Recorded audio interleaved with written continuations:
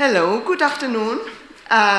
So we will start today the SED EMARC 2023-2025 presentations. My name is Paula Kadima. I'm the head of the SED program. And we had 8 students this period, this cohort, and today we are going to have 5 presentations as a sample of the diversity of work. The 2 first presentations will deal with courtyard design, although in different climates, one in India, starting with Sara, and then in China with Khan. We then will have 2 presentations dealing with density and on tropical climates, so the importance of natural ventilation and airflow becomes very important. And we will finish with Olivia with a proposal in Bariloche in Patagonia. So as reviewers, we have Simos Llanas, the founding director of SED. We have Gustavo Brunelli, an SED tutor, and also Pierluigi Turco as a staff tutor as well, but he will also later present our keynote speaker. Welcome, everyone.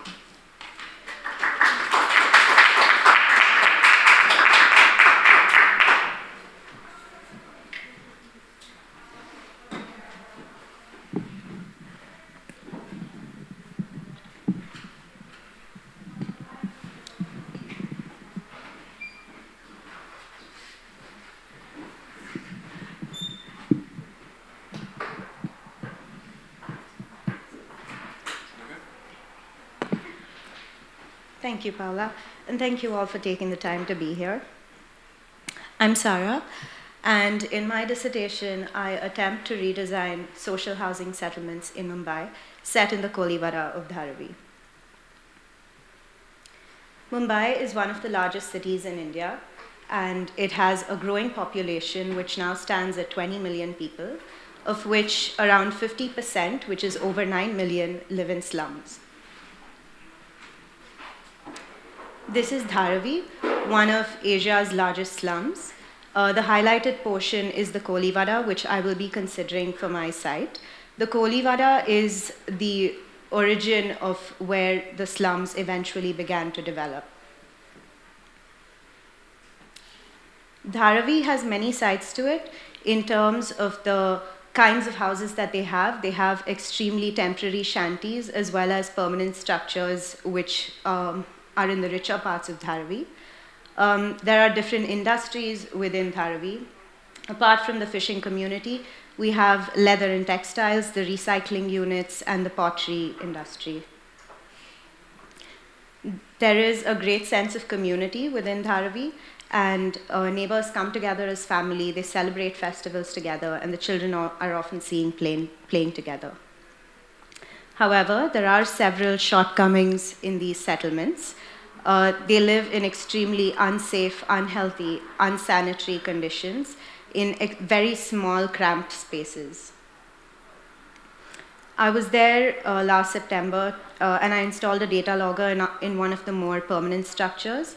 And we saw that even when the outdoor temperatures were within the comfortable ranges, the indoor temperatures were quite high. This is probably owing to the lack of ventilation in these units, as well as having a cramped space of about 8 square meters for a family of 4. So what is the need for a redesign?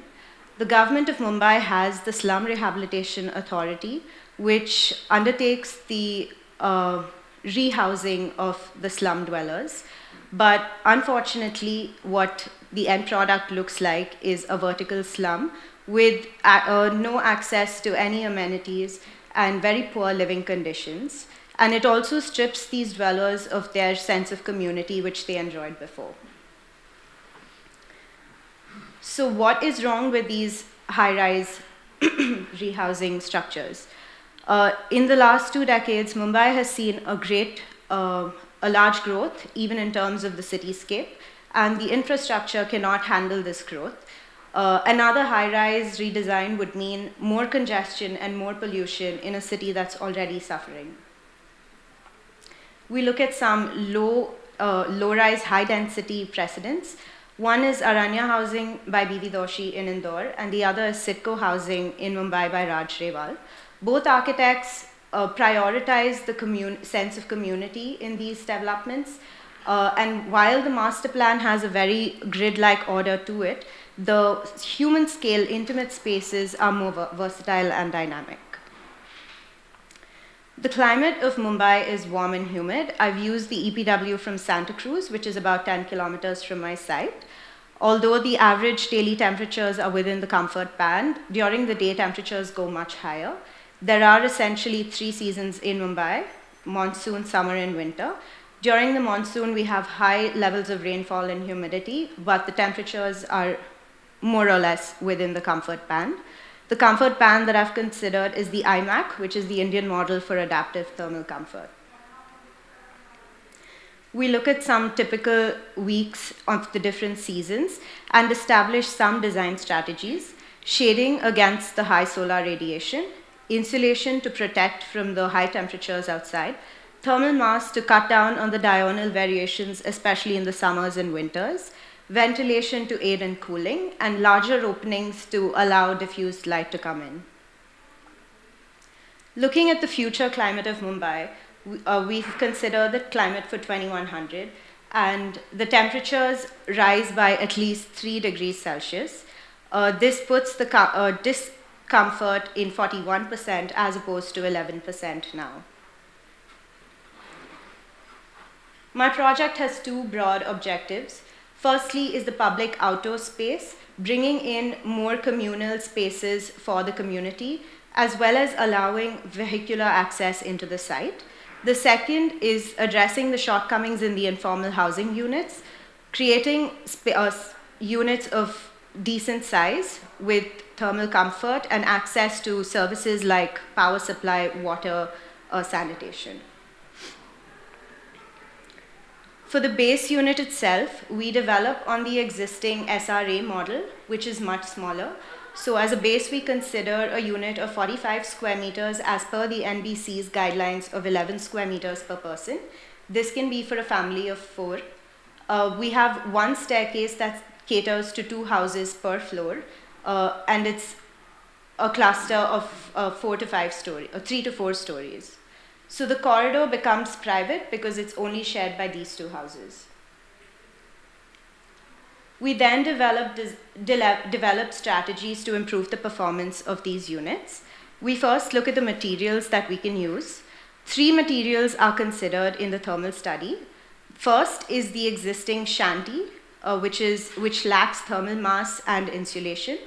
The second is the most solid construction, which is blocks or bricks plastered. That has thermal mass but does not have insulation. The third is the rat trap bond, which uses bricks, but it's a different laying technique in which you lay the bricks on the narrow side, creating an air cavity in between which acts as insulation. So we see that the rat trap bond performs the best. Additionally, the rat trap bond requires much lesser material and can result in a cost reduction of 20 to 35%, which works in a low-cost housing project such as this. We then look at shading. Apart from the thermal performance, shaded outdoor spaces are extremely important to the social fabric of these settlements. A lot of their socializing happens outdoors, and they barely use their indoor spaces for such activities. A thermal study compares the unit performance with and without shading, and with shading we're able to achieve a reduction of 0.5 to 1.5 degrees Celsius. We then look at different ventilation strategies: single-sided, cross, and stack ventilation.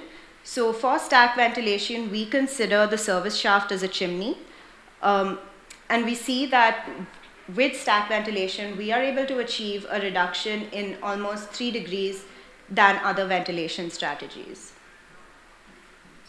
So while we put together all our strategies, we are able to achieve comfortable temperatures in our units, But when we look at the future, where we have much higher outdoor temperatures, our unit performs poorly, even with a mix of all the best strategies.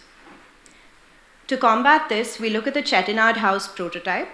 Chettinad is a place in South India with a climate similar to the future climate of Mumbai. Here, they use a central courtyard to create a microclimate, which is 3 to 4 degrees lesser than the outdoor air temperature. This allows the units facing the courtyard to have much lower temperatures. So, using that as a precedent, we established the size of our courtyards. Since we have 3 to 4 stories, we established the size to be 9 to 18 meters. Our predominant wind direction during the hottest months is from the northwest, and hence we orient our courtyards towards the northwest. To establish what would be the best courtyard size and orientation, we do a solar study during the day and evening and see that the smallest courtyard obviously performs very well, but the rectangular courtyard oriented towards the northwest also performs quite well, especially during the evening.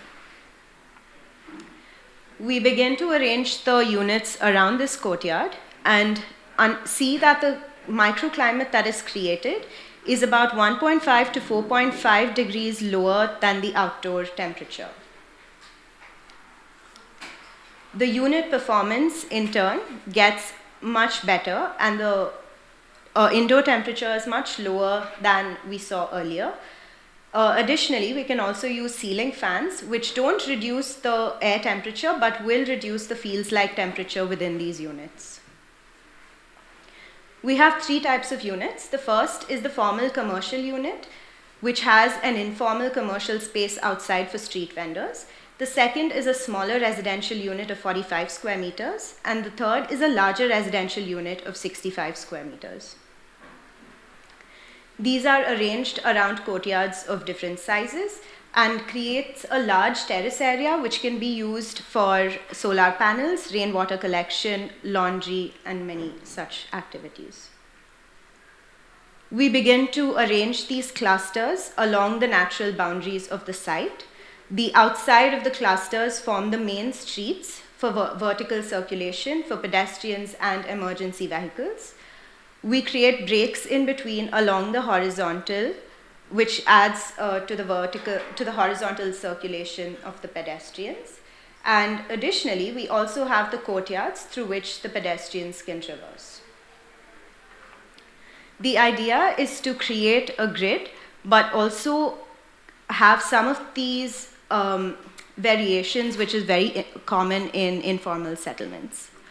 We have a little opening into the rest of Dharavi to connect the Kolivada with the rest of the slum area. On the side here, we have a public park, a bus depot, and a space for events, because celebrating festivals is a big part of the culture. We end up using only 58% of the site area, and over 40% is left untouched, and this is hopefully going to promote their outdoor living style.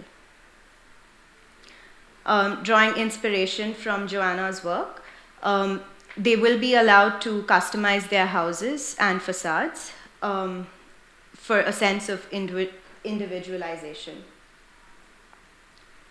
This is a typical section through a courtyard that you see on top, and below is a typical section through a street. This is what the section through an entire cluster would look like. Here we see the courtyard where kids can play, the adults can catch up. And this is what the street would look like. Thank you.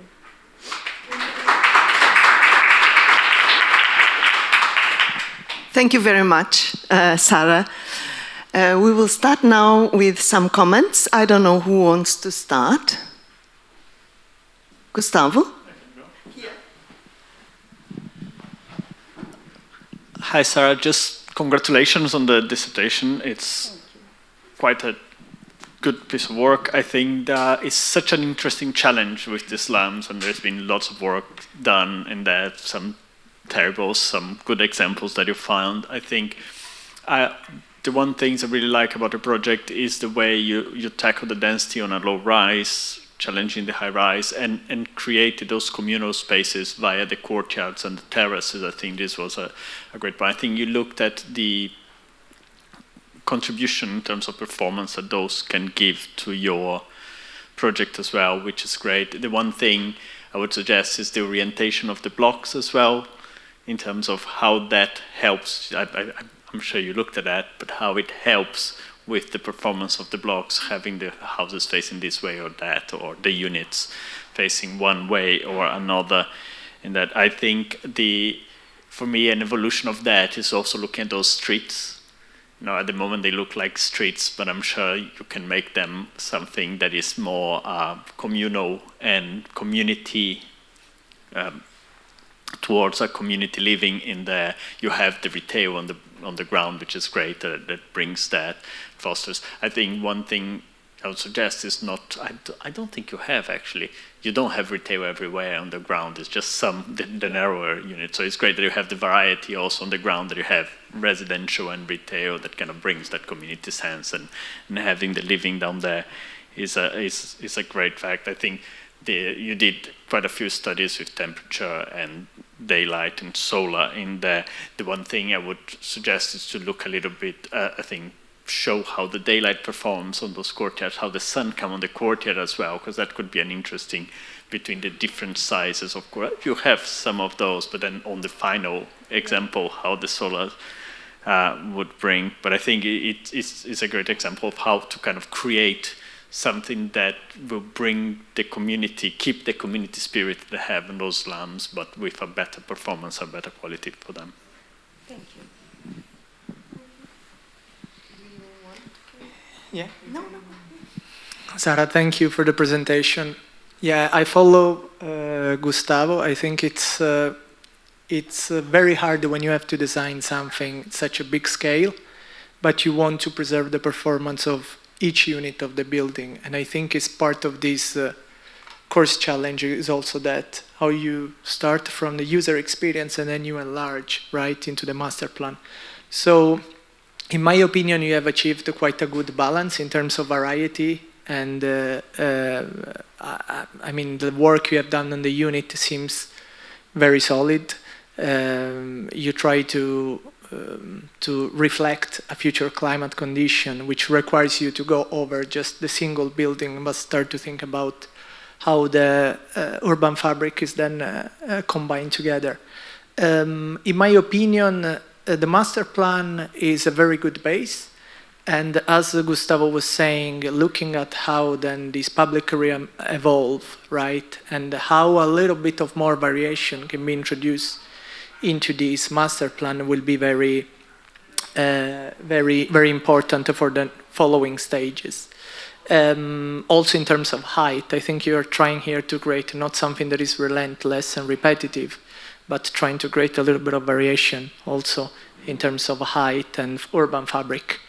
I think there are also some consideration, you haven't said, but I've seen there are some consideration about how the streets were oriented, how the mobility within the block was arranged.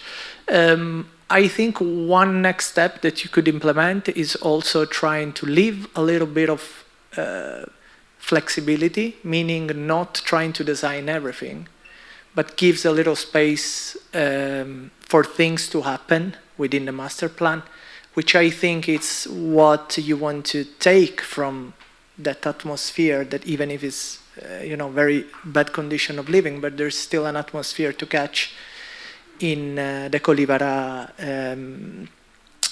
environment, right? So I think that's mainly my comment on this. Thank you both, Pierluigi and Gustavo. Simus? Thank you, Sarah. You've done good work again, and to start with, you showed, I think, the context of the project very vividly, the notion of the family and the community, and the way in which then we learn more by going there, and you've done your own field work and measurements and so forth. All this was very positive, and it built into a very credible proposal.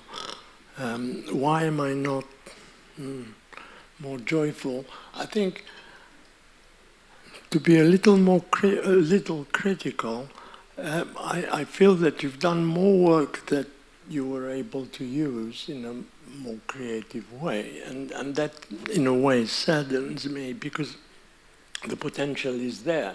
And if you were to present this to find a job, I think you should be getting a job. But if you're presenting it to yourself, to say, well, how far have I gone? There will be, or maybe it's just my impression, but that impression is that there will be the feeling that something could have been taken further. And I think it's at the point where you spoke about this individualization attempts or developments that I thought more could have been done. Because in a way, once the built form, the plan form is settled, and the distances and so forth, then we should be going and addressing those. Like you mentioned, 4 strategies, which was the insulation, the shading, insulation, thermal mass, and ventilation. Now, you did analytic work, but it could have been done in less detail if certain things have been decided in advance, and reducing, let's say, a more well-organized set of simulation runs and concentrating on certain combinations that you can hypothesize as providing positive results, and what these results are. So we see the results there as shown in numbers in terms of temperatures and the temperatures associated with thermal comfort. Not unrelated, but not exactly the same as family being happy, children playing, and community. And so bridging those, I think, is the thing that is perhaps missing a little bit, but which I'm sure you would want to develop further. And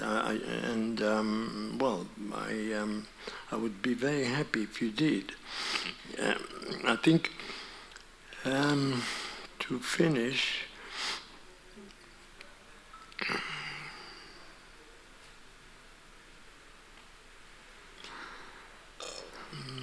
Well, maybe I should finish, actually. But thank you for a very good project. Thank you, Seamus. Thank you, Sarah. I think you have an interesting design proposal dealing with very difficult aspects, such as the high density. And I think you challenge the existing sizes of what they are providing. So try to improve a little bit of their living conditions, and started this with looking at how the inhabitants use the space. And you highlighted that the outdoor living becomes so much crucial, where indoors is basically for sleeping and cooking, as I understood. So we explored all these outdoor spaces, and I think the design research has some interesting proposals. Just on critical view, I would, and to try to be constructive, that maybe where I think you could have explored a little bit further is that having so much area on the terraces of all these buildings, and being the outdoor living so important, I would like to have seen more thoughts about what could have happened in terms of activities on this area, which is available and is it's very difficult to get when you need to build with such a density. The other aspect would be also, I don't know if this is just because of the presentation, but including more landscaping, which I think wouldn't be too hard and maybe would improve the environment. But it's a very interesting project. Thank you so much, Sarah. Thank you, Paula. Thanks, everyone.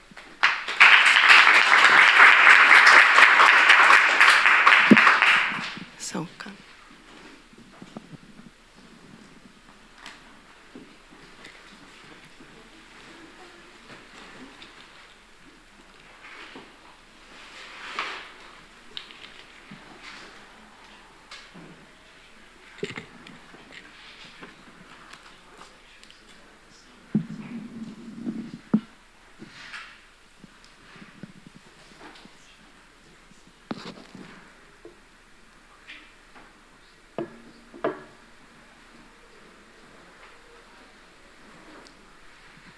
Hi everyone, my name is Ken Xu, and my dissertation is about renovating traditional courtyard architecture in Chinese water towns and enhancing outdoor and indoor comfort for tourism. Because China has many water towns in the humid subtropical climate zone, and today most of these towns has become a very popular tourist destination. And for this study, I chose Zhouzhuang as a research site. And the average summer temperature here is 28 degrees with highs exceeding 38 degrees. And in winter, the average temperature is 4 degrees with lows reach -5 degrees. And the summer is the rainy season, and the annual humidity level remain around 80%. And most of these houses in these water towns are traditional buildings with long histories. Houses along the rivers and the main streets are typically shop house, and now many used as a retail space.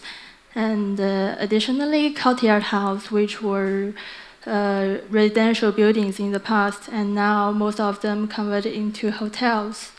And tourists are the main users during the day. The tourists mainly explore the town and return to the hotel to have a rest only at night. And due to the cold weather in other seasons, so most visitors come during the warmer months. And there's also some local people still living in the single-story house in the water towns. And this one introduced the typical layout of traditional Chinese courtyard building, where these rooms always face to the courtyard, separated by the transitional space. And in the past, the courtyard was always the central space for family life. And from this map, you can see that these traditional houses are very dense, and there's also many tourists inside with different shapes. And courtyard serves to provide ventilation, natural light, and rainwater collection in such dense environments. And however, nowadays these courtyard houses has been converted into hotels, so people always put their stuff there, and nobody uses the courtyard. And Chinese government also have some preservation regulation for this area, and the red part is the building to be improved in this project. The regulation for this building is to preserve the original structure and focus on adjust the interior to keep the appearance and the style of the building.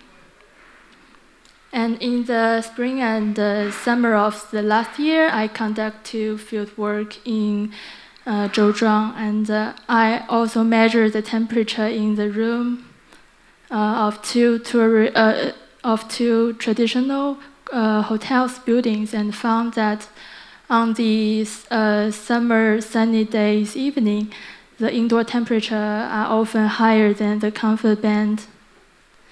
And in spring, I measured the temperature of the building that retrofitted for this project and found that the temperature of the hotel rooms was always below the comfort band during the main usage period at night. So it can be assumed that the rooms has a higher possibility of being cold in the winter night. The courtyard temperature were very similar to the outdoor temperature, so may indicate that the courtyard here cannot effectively regulate the temperature of the surrounding spaces. And additionally, I also measured the wind speed around the site and found the wind speeds were generally low in courtyard. And based on these findings, I summarized several issues like unusage courtyard, uncomfortable guest room, and higher humidity levels. And here is some photos of the building I plan to renovate. The house has a courtyard at its corner and at its center, and currently hotel staff put the items there and nobody use for activities. And in the street facing side, the hotel entrance and several retail spaces are there.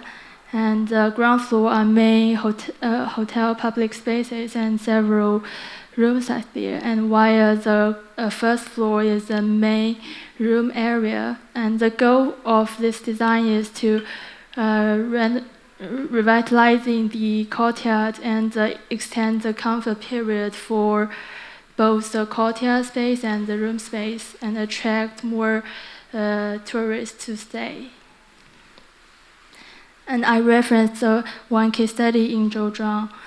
The building, this building effectively arranged the courtyard, transitional space, and the indoor space along the building axis to achieve good ventilation and good daylight level throughout the house. And I also study outdoor comfort. I find the shading and ventilation are needed in summer, while sunlight and the wind barrier are required in winter.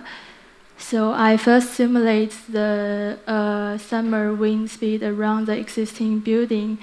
The open space and the street had higher wind speed, but the courtyard's maximum wind speed is only 0.4 meter per second.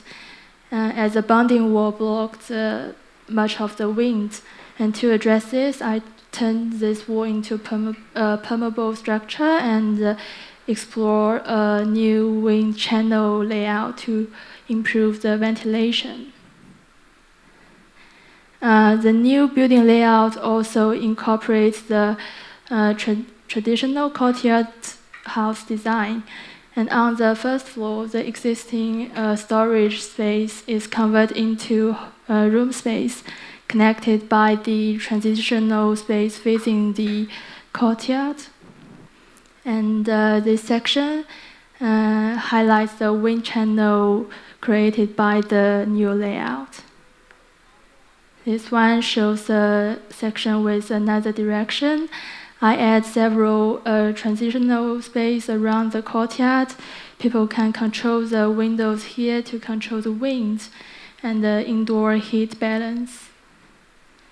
And because the transitional space connect hotel rooms with the outdoor space, and the privacy is also improved by the moisture-absorbing plants, which also reduce the humidity of air entering the rooms.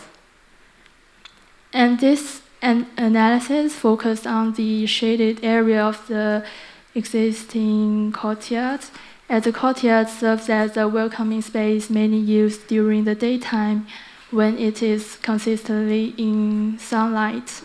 And I also found some retrofit case in the similar climate zone that makes the traditional courtyard to be covered to reduce the heat loss. And this covers also works well in saving heating energy consumption in traditional buildings. So considering the rooms in the hotel is cold more than half of the time throughout the year, the courtyard is proposed to transform into a conservatory. And the shading system is also applied above the glass box. The shading system consists of 2 layers of white fabric, one opaque and another one is semi-transparent. And this is inspired by the traditional Chinese window frame. And the semi-transparent layer helps to create beautiful light and shadow effects in the courtyard. And this adaptive, multifunctional system benefits both the courtyard and the surrounding spaces in different seasons. And since the glass box has a large volume, I also take it into account to simulate the summer wind in the courtyard.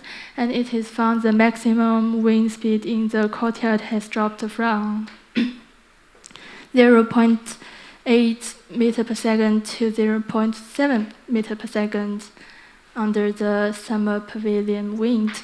And here's some outdoor comfort comparison between the existing and the proposed courtyard in the summer. And the temperature of the percentage of the time under strong heat stress condition reduced to the half. And finally, here's some sections illustrate different strategies in different seasons, and also show some key space temperatures. And in summer, the openings in the building and the new glazing envelope should be open to allow airflow, with most shading pieces in use. And in winter, a part of shading in use, and the sunlight entering the hotel room through the semi-transparent fabric. Based on the thermal simulation results, the best strategy for the windows near the transitional space, most of them need to be full opened to improve comfort and for the hotel room to gain heat. And in winter, the glass box window should remain closed, with windows near the transitional space semi-opened to balance the heat between the internal space and the courtyard. And here is the 3D views of the transitional space. So my project is mainly about restoring traditional layout and adding transitional space. And another one is transforming the courtyard into an adaptive conservatory with movable shading. And these strategies can also be borrowed in other courtyard hotels in these water towns.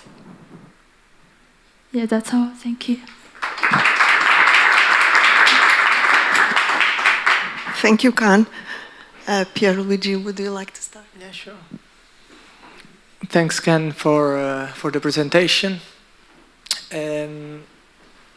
I think the proposal is quite interesting and solid in the way you have approached the problem, right? You are trying to solve, to improve the condition of an existing building.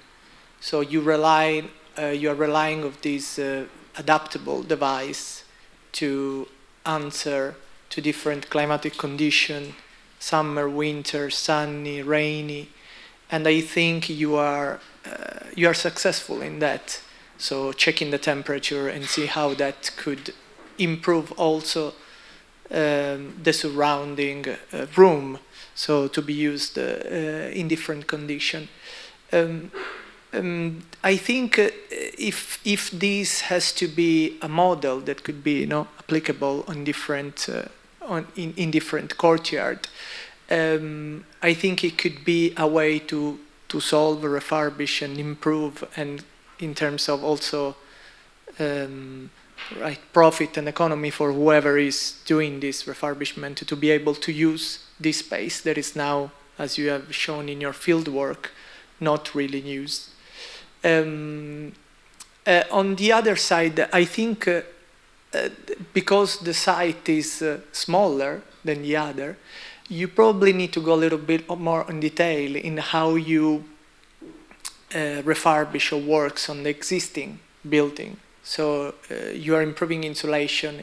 Yes, probably you need to understand a little bit more what that improvement requires. I think the proposal, it seems very feasible so many ways. I think the details in this case becomes kind of the strongest and most difficult part to solve. Maybe this cover, right? This roof that you have created, this glass roof, as you called it, could have been a little bit different shape. Could have been tested to see which one is the most effective between different strategies, because I've seen you have kind of jumped into, you knew which was the solution, but you jump into already a design that was established. But otherwise, I think it's a good strategy, and I like a lot the way you have worked with the temperature, and at the same time your device is kind of changing, and how it affects the temperature when it's adapted in different conditions. So well done. I think it's a very interesting project again. I think the presentation was very good. I really liked to congratulate you on the graphics, very clear on your strategies in there, which is, with all the technical behind, is always difficult to present it in a simple, friendly way. As Simos put it, if you were presenting to a client, it was a very good way to explain how the roof works on all the different seasons. So I think that was quite interesting, quite well put in there. I think the one thing for me is, like, you picked a courtyard, and I like the way you looked at the roof, and you highlighted that the courtyard is not used. The one thing I would say is highlight how the different uses of the courtyard. So putting the roof in there, what can you do in the courtyard then? So what uses you can do, and how the roof would help you achieve those uses. But I would also explore the other way as well. So, like, what if you don't put the roof? Because as you say about replicating, this might not be, maybe on this case as a hotel it is a good, but maybe on other cases you might as well not put the roof and use the courtyard in a different way. Maybe the courtyard is a very small courtyard that is really just circulation, and you don't want to use it or have more uses to it. In that, I think one thing I really like is you look at how it works through the seasons, because you mentioned at the beginning that the water towns became a very touristic destination, but it's really touristic in summer. So it's how you resolve the winter condition became critical in there to actually foster more use of the hospitality industry in winter in there, which I think is a very interesting solution, in which way then the covering of the courtyard is really key on having this space that is usable. So that's a very interesting approach for that. I think also the one thing I would congratulate you in it, but I think I would like to see the connection between the two is, you talked about channeling the wind into the courtyard to improve the ventilation of the courtyard in summer and everything, but then what happens in winter? And what happens in summer when you put the roof on top of your courtyard? How does that prevent that ventilation? There, I know you have the openable roof, but then I think you showed on your very nice sections, but it's then demonstrate that probably you have the models and the simulations for that. But it's just demonstrating that, yes, I'm putting this roof, but I'm not compromising that great strategy that I thought about, opening a channel to let the wind in summer. So I think it's very nice. I think the design itself is quite interesting and quite nice, and how you approached it, and made an intervention into an existing historical building that looks fit for it. It's not something that bolt on in a certain way. I think the design of it looks very thought through for the building you have. So well done. Thank you. So there's good development in this project, Scan. I'm quite pleased with what you've done. But you spent quite some time in your presentation turning around the scheme in a rather descriptive way.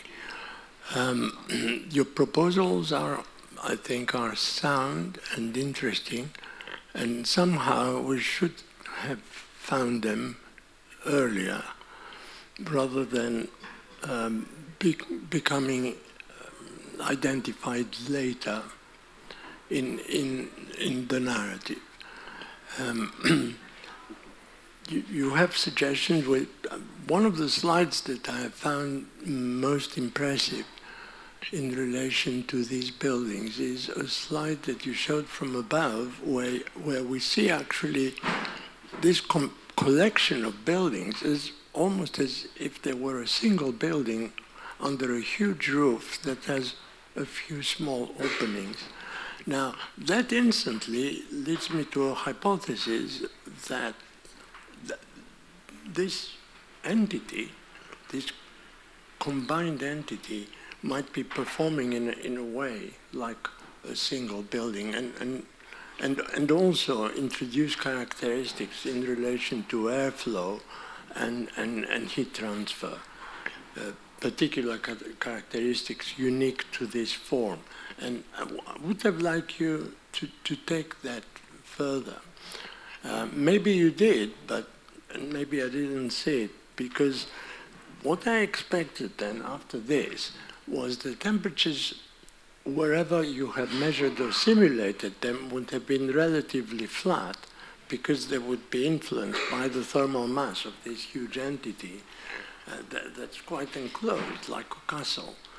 And that then, if you made openings, as you did, either we had a big difference or no difference at all, and whichever way, whatever the outcome, then you should have underlined it a bit better, because if not at all, it means that, well, you should look for some other solution. If the result could be quite substantial, then definitely should be taken up.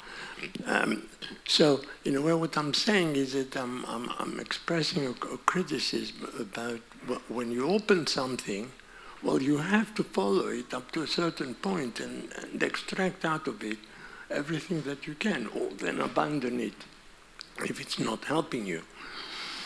So then what can we know about these temperatures? So I didn't find the flat temperatures. So was it that my hypothesis was completely misplaced, or is it that somehow something else is at play there? Or maybe you didn't discuss in sufficient detail for us or for me to be able to interpret. So what I saw was lots of fluctuations in all of those, and I wonder why. So I leave it with you because I don't think there is the information there for us to interpret. I leave it with you to look at your results and see what were the influencing factors that led to the particular temperatures that you got. Because when we come to that glazed roof, that's a very important question, because you put a glazed roof like this, that you can move it and open it and semi-open and completely closed, fine. So the adaptive side of it, in terms of movement, not a problem. But in terms of effect, of what it will do to the courtyard, well, that needs to be organized I think my colleagues already discussed that. That must be organized in a much stricter way so that you can answer the question, if I were to have a glazed roof of any kind, will it contribute positively? I need to correct myself now. Can it contribute solely positive or positive for all year, or, as probably is the case, it will have problems in terms of overheating at certain times, and can these times be minimized, or then no glazed roof? So that again, this kind of thoughts and conclusions which appear there in general terms need to be a bit more specific, I think. And you can, of course, find that specificity in the results that you have, provided you're happy to sit down and interpret them. Thank you. Thank you. I quite like the way you ended up getting your own focus on this courtyard and how you could use and design solutions for that particular space with adaptive solutions for the various seasons. I guess that your main concern was in observing the existing situation where in traditional lifestyle the courtyard was used as a family life, and you observed that this had been lost, so you decided to focus, and I quite liked that journey you took into trying to provide an alternative solution. My only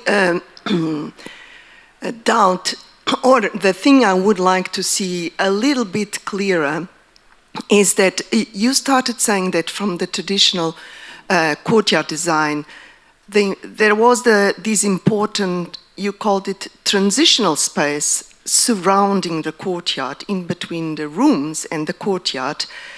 I would like to see a little bit more what would happen to the impact of the courtyard on the adjacent spaces, including that transitional space, and what would happen if the people who are occupying the bedrooms, are they, and because there is so much of natural ventilation thoughts and hypotheses, what would happen if they use in different ways, assuming that they may open or not the window which exists between the room and the transitional space, plus the courtyard. So all these variations, maybe I would have liked to see a little bit more the impact of these symbiotic happenings. But a very interesting project. Thank you so much. Okay.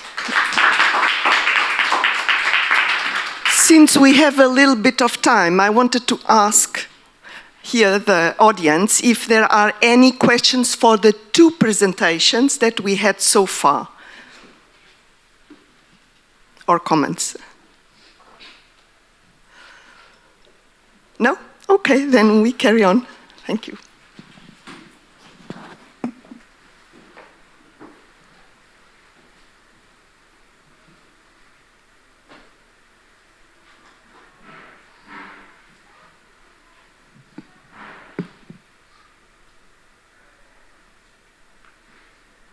Hi, I'm Yihao, and I would like to share the project Architecture Respiration, Living in a Breathing Neighborhood Door Buoyancy Validation. So the context I focus is in Taichung, Taiwan, located at 24° north latitude. And the public life in Taiwan is intertwined with living spaces.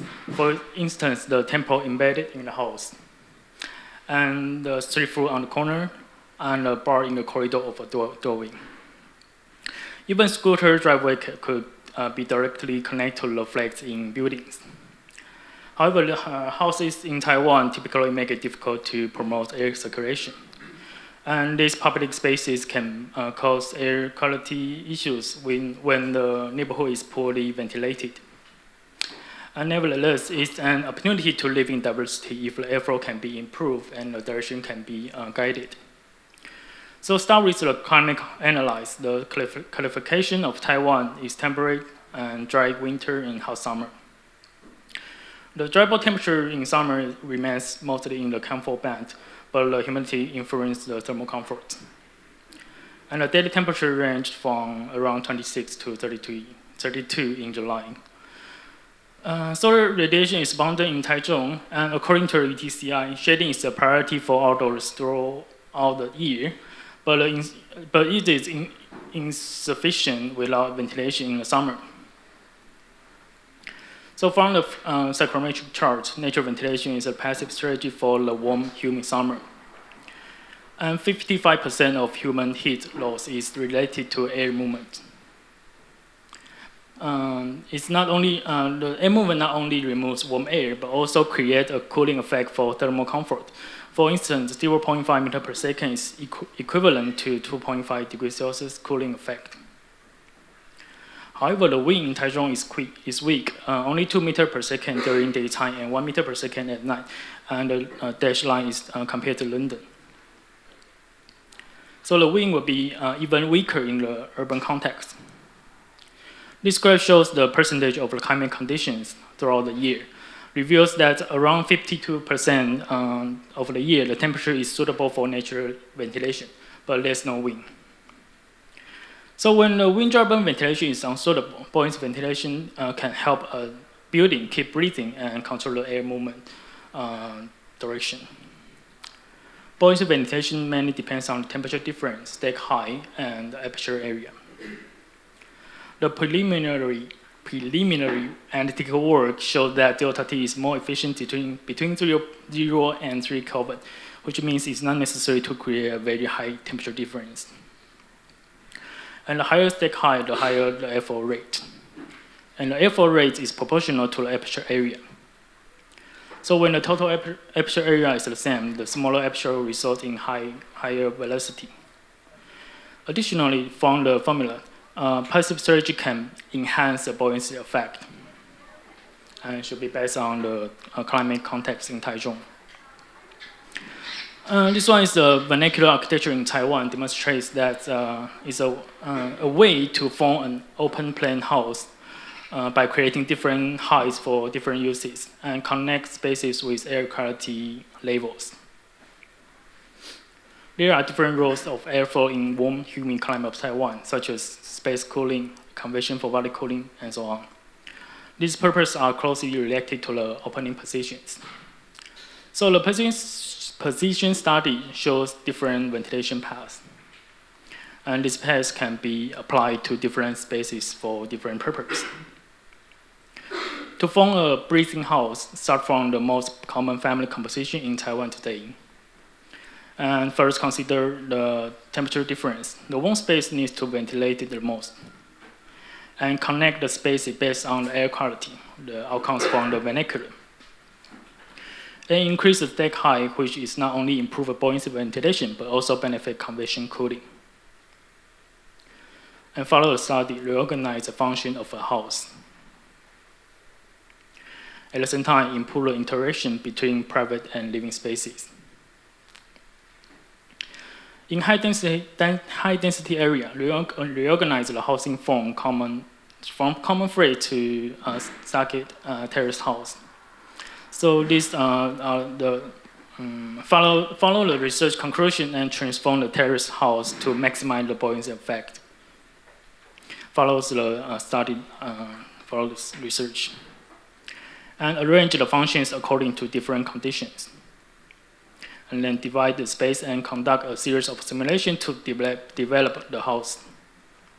So start from the most important aspect, buoyancy ventilation in the spaces. And then squeeze the air to achieve the required ventilation and position. For instance, the velocity for people who are sitting in the living room, the air velocity can achieve 1.5 meters per second. And from the top right side, buoyancy ventilation is beneficial for half a year. And the openings allow air to pass through when the wind arrives. So for solar radiation, windows on the facade received high solar gains. So extend the shadings and corridors to reduce the heat gains. And the central area, for the daylight, the central area have a lower percentage of daylight autonomy. And add stairs with a skylight can improve the daylight in the central area. The mean indoor temperature in spaces are around 2 Kelvin above outdoors. And the SOAP computation helps to design the materials. The internal concrete structure reduces temperature swing, and the external light timber structure needs to be insulated. The swing comes from 3.0 to 1.5. And for the thermodynamic, simulation a cloudy and sunny day in summer. Adding a light double roof reduces the temperature by 3 Kelvin for upper spaces on a sunny summer day. And for the living spaces in the middle, add an outdoor room with a shaded thermal mass and solar chimney to improve the ventilation. The temperature in the outdoor room is around 2 Kelvin lower than outdoors on both days, and allows it to pre-cool the air. And the solar chimney is 3 degrees higher outdoors, which can enhance the buoyancy ventilation. And then the thermal mapping shows the temperature distribution in the spaces, which is around 2 Kelvin higher than outdoors. So when the space has been ventilated, the cooling effect helps thermal comfort, reducing temperature around 3.5 Kelvin for people sitting in the living room. And these airflow simulations indicate that the airflow in the buildings responds to different wind conditions. The space foam enhance the buoyancy ventilation, and the wind comes is benefit the buoyancy ventilation as well. And when the strong wind comes, the window can be opened, allowing air to pass through.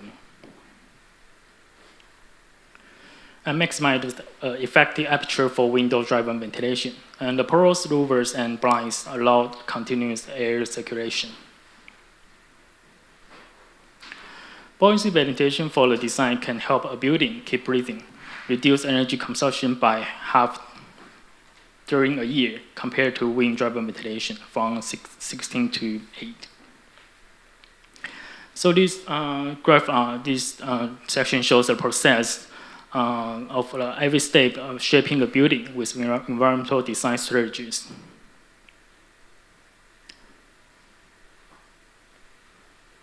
Leading to the prototype of the breathing unit, which demonstrates air movement and the space interaction. And to further understand how the terrace house can be applied in the urban context, a city plot in Taichung has been chosen to apply the design as an example. It's located beside the night market, and a canal runs through the plot beneath the in-use parking area. So in this middle high density area, stack the terrace houses, and the airflow has a directional pattern. Fresh air comes from the lower area, the outdoor room and the terrace. And the air passes through the interior without recirculating back into the spaces, which helps prevent a pollutant from scooters. And public space can be integrated into the buildings. The temple is a social areas scattered throughout the buildings. And the market can take place in the neighborhood. So the housing courts and the scooter driveway are the main vertical circulation for occupants, and every house has an independent staircase. The public spaces are scattered throughout the neighborhood and along the canal. For the massing, north-south side direction void spaces allow winter sun to reach the building and allow the wind to pass through. So for the CFD study, the layouts resulting from the simulation enhance wind flow higher than the empty parking area on the site. So the building continues the urban work from the canal and also the yellow line, the night market. And from the plan, the housing are arranged along the canal, creating open spaces on the ground floor for city activities. So the red part is a public space, and the blue or gray area is the living spaces. Through buoyancy ventilation, air is drawn in from those areas, which is introducing the fresh pre-cooled air from the canal and the exterior, which is the green area. And this air passed through the buildings, carrying out warm and humid air, then expelled from the canyon side, the great area. So the windows are open. This model shows the windows opened for buoyancy ventilation. The air enters from the outdoor room and pre-cooled. The air enters from the outdoor room and pre-cooled by the thermal mass and shared by the roofers to prevent solar gains, and directly goes through the living spaces for the convention cooling for the people who sitting in the living room, and go through the dining area and kitchen. So this one is when the wind comes, open the window for air to go through, and use the parallel louvers to maintain the minimum fresh air during winter or when the very strong wind comes. The corridor allows scooter connecting to the kitchen, and the solar chimney increases the air temperature inside and open toward the north to create negative pressure to enhance buoyancy ventilation. The study room have a large folding window, creating a semi-outdoor environment for working and reading. And the space can be cooled by ventilation, improve thermal comfort and interaction between the spaces. So public space integrated within the buildings along the canal enable living together in a breathing neighborhood. Thank you.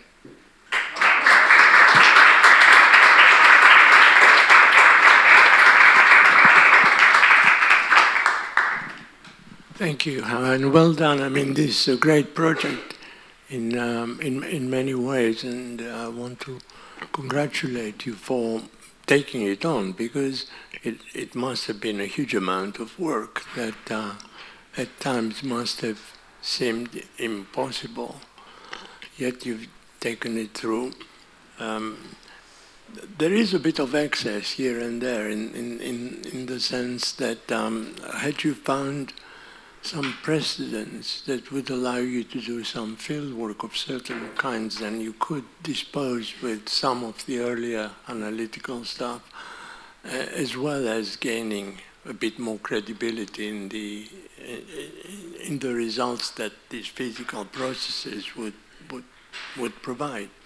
Because I mean, underlying everything here is your belief in science as providing discussion and a way of understanding the physical principles and what the outcomes are when they influence the form of buildings and building elements. And so how do we believe what we believe about this? Well, either we just believe it and duplicate, or we look at it critically, and you've tried to do both, and that's also commendable.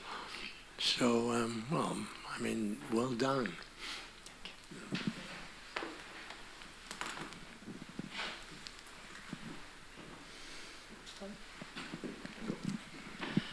Yeah, it's a very impressive project. I think it's quite interesting in the final product, and very interestingly, you went through the design of the unit and then into a proper application into a series of buildings in there.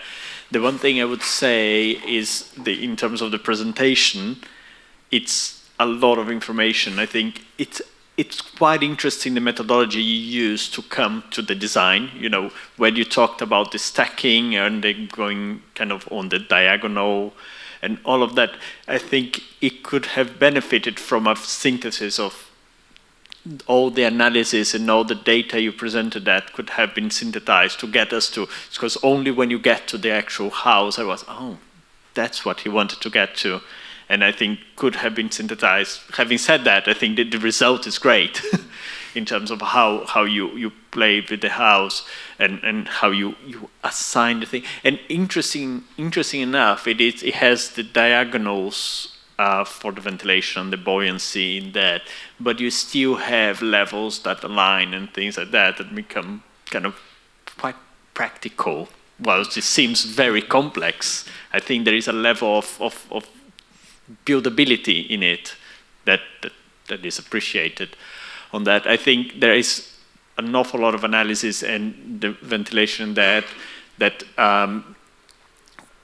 could have been. I think there are a few issues in there that are a bit, well, will that really work in that? And you did lots of analysis and did the wind. I mean, I'm looking at the bedroom opening to the solar chimney, can that work?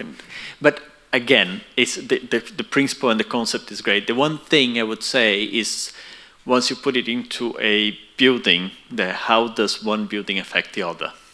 And I know and another great idea was you put the canal in the middle when you're drawing from the canal, but that slightly changed the orientation that you have, and how does your solar chimney get sun if you are moving it around, or how one building might overshadow the other to get that. So I think those are interesting challenges that you have from that model to kind of replicate in the urban context. Having said that, I think you did a very good job in actually putting it there and placing and looking at the orientation of the 3 blocks and how they come together. I think overall, I think it's a very, very good, very interesting project. I like the challenge of the diagonal. So yeah, well done.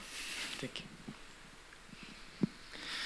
Yeah, thank you, Hao. I think, I mean, I agree with the comments we had from Simos and Gustavo. I think you had, the good thing you did is you took a topic and you play with it to the extreme, right, and see where that could go. And quite interesting, it's like almost forgetting a little bit what has been done in terms of housing and trying to reinvent something from scratch based on science. But on the other side, it doesn't look dissimilar to many housing projects that recently have been done in Japan, for example, where they play a lot with the height and different rooms in different levels. So I think this is not just a casualty, but it's kind of something that is related to the approach you have. I agree with Gustavo. When you move, again, there is always this big jump when you move from the unit into the urban, right, planning. Then there is a change in how the surrounding, the context affect your building. So I've seen you have started, all your dissertation is based on the fact there is no wind, right? So I'll need to create wind to achieve comfort inside. On the other side, you started with the assumption that there is no wind, so in the city, there's gonna be even less wind. I didn't buy that, so maybe that's the part you could maybe investigate a little bit more, how that wind affects the city and so on, and when you place the building, the way you did, which I found it really good, the way you approach your plot, how that affect your base assumption that then affect your temperature inside the apartment. But I think anyway, the great proposal, a bit crazy, but it's good. And yeah, I think you've done a great job. It was a very complex problem that you managed to unlock and solve. So well done. Thank you. Thank you, Hao. I also think you showed us very interesting research, which just to add a few different things from my colleagues, which I completely agree. I like the way you started first looking into this science issue using the buoyancy effect. And then after all these studies and simulations that you did, then you decided to go to your site and implement it there. I also like that you work quite free from conventions and existing regulations, and you let your creativity go, which is great it's something we encourage that you do this while you are in research life, not necessarily practicing. And I think you achieved quite a, I would say, convincing, although some issues may be questioned. I think you also improved one of the questions we had before is how you would include in your design proposal all the neighborhood activities that you were talking about, the other things like the temple, which you call the parasite temple, and you managed to show a section where you developed a bit the concept and how this could be included in your design proposal. I will just finish with one comment, which is I remember in the past we commented the different language of the flat roof in regards to the design, and I see you decided to maintain the flat roof, but that's a choice, so well done. Thank you.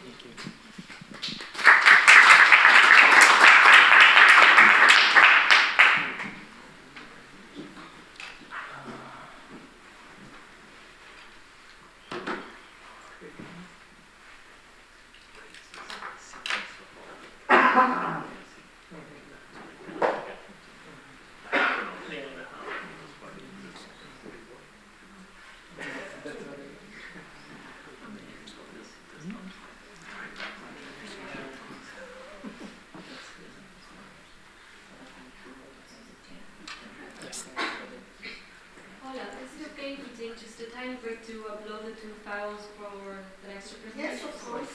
So, just 2 minutes.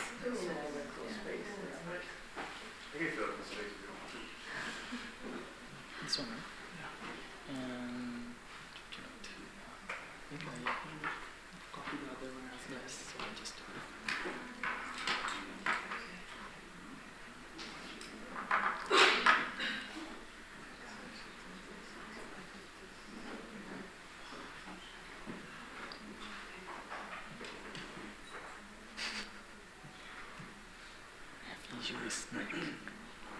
This one.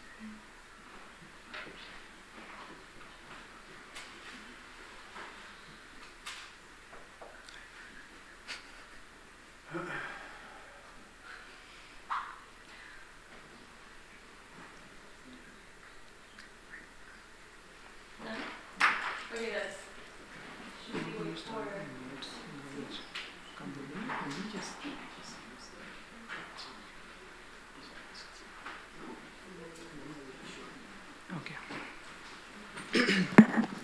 Okay, we can restart.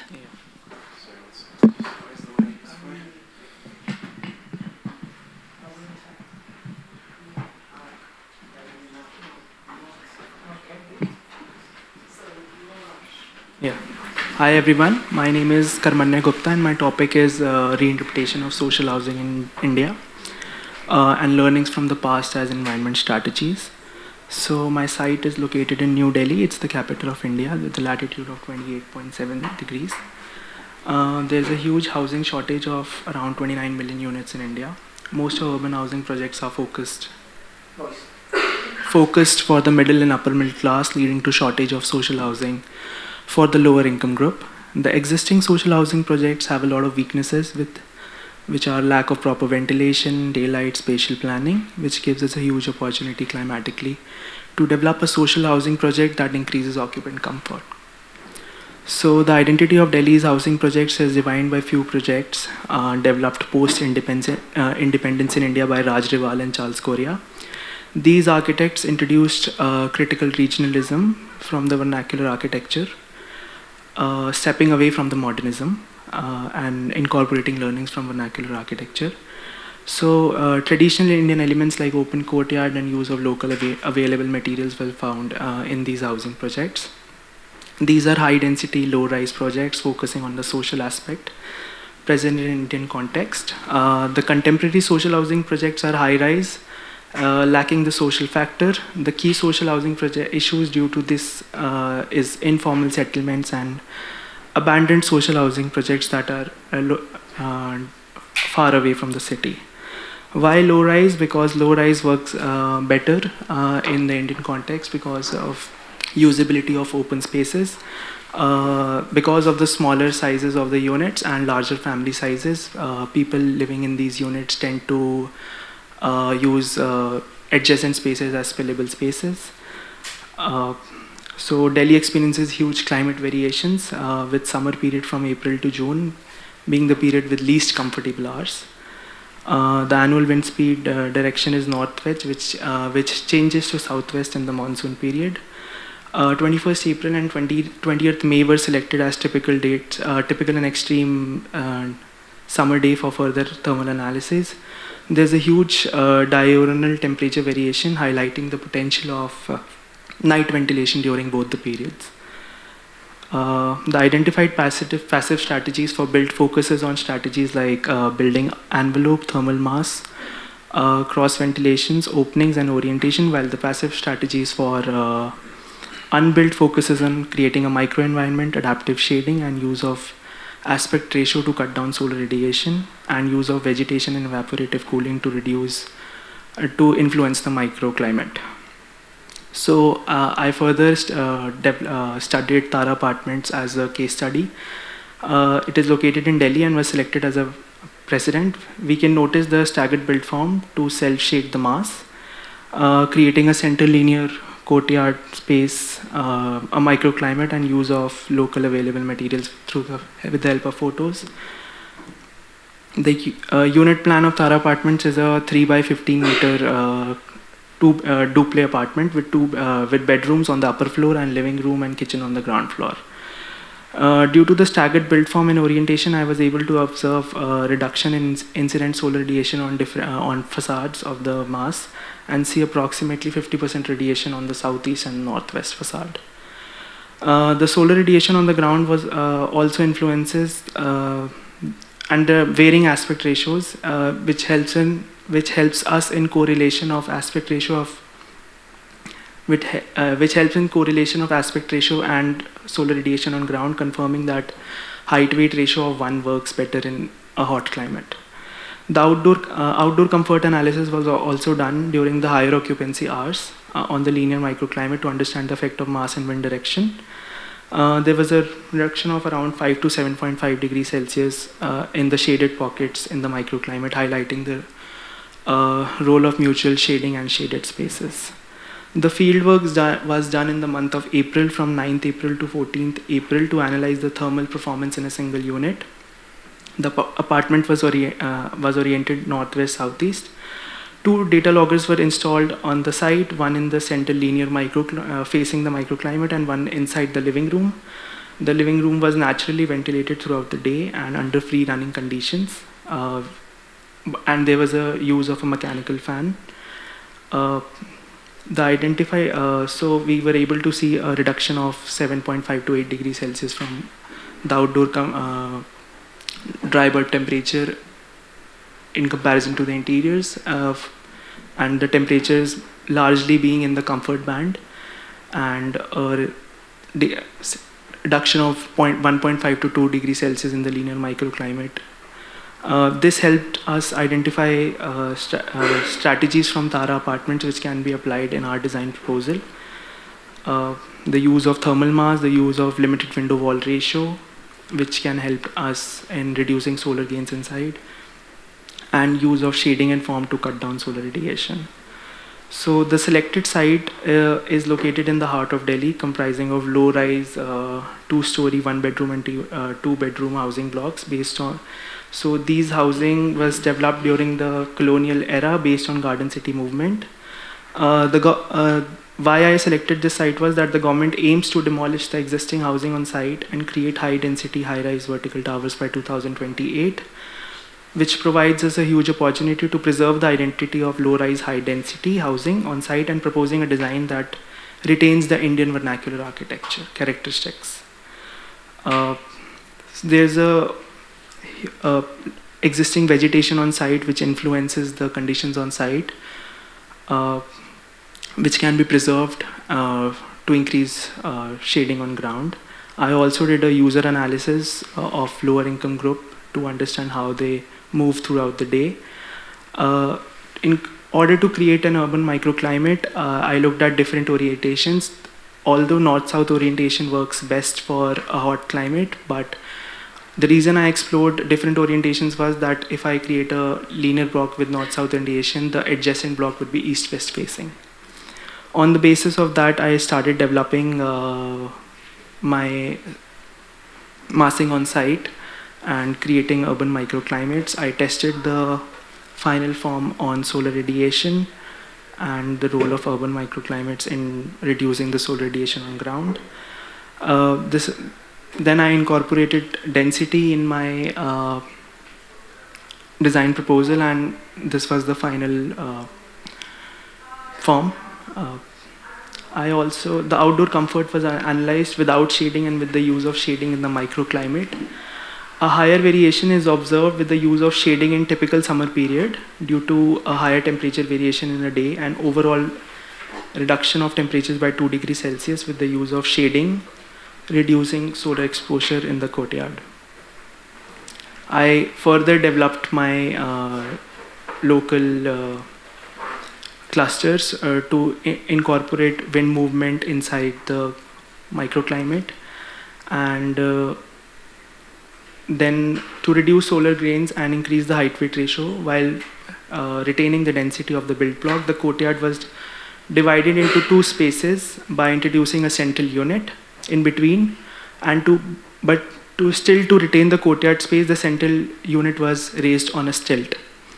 The adjacent units were punctured, and the air was and the wind speed was compressed with the help of the central unit, which we can see in the CFD analysis.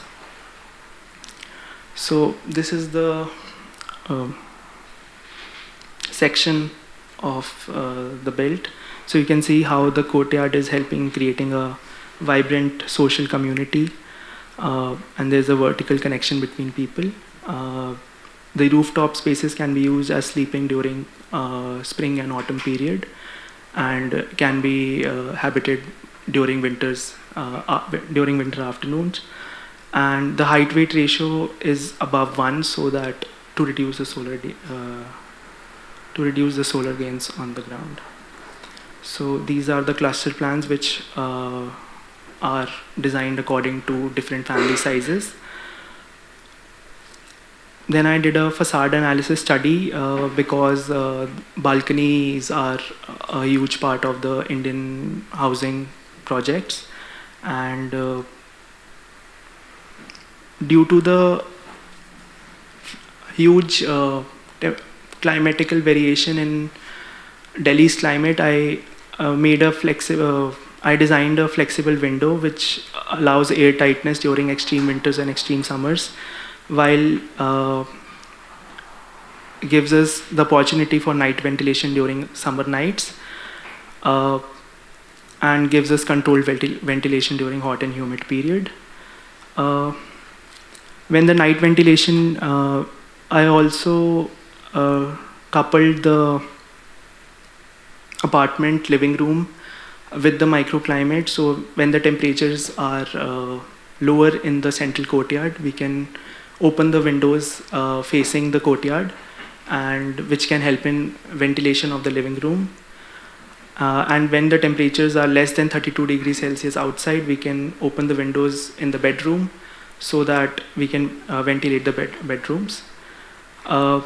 I ran some thermal studies to understand the performance of the living room, because it is occupied for more hours during a single day, and the occupancy, more number of people are there in the living room.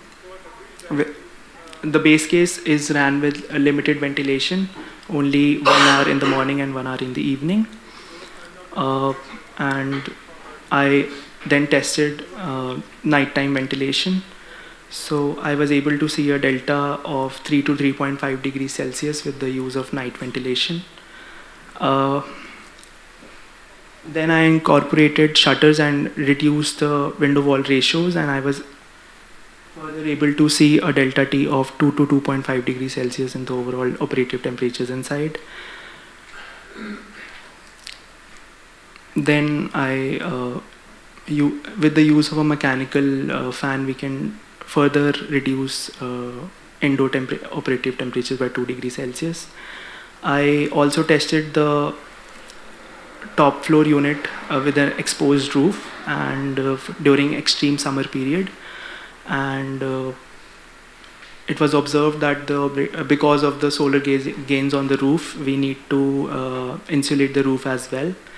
So with the help of insulation of roof, we can see that we can observe a delta T of 5 to 5.5 degrees Celsius in the top floor unit as well. So this is the view of the courtyard, the microclimate created between the apartments.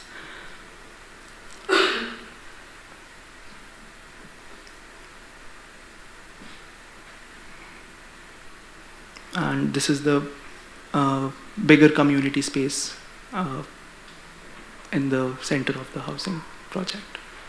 Thank you.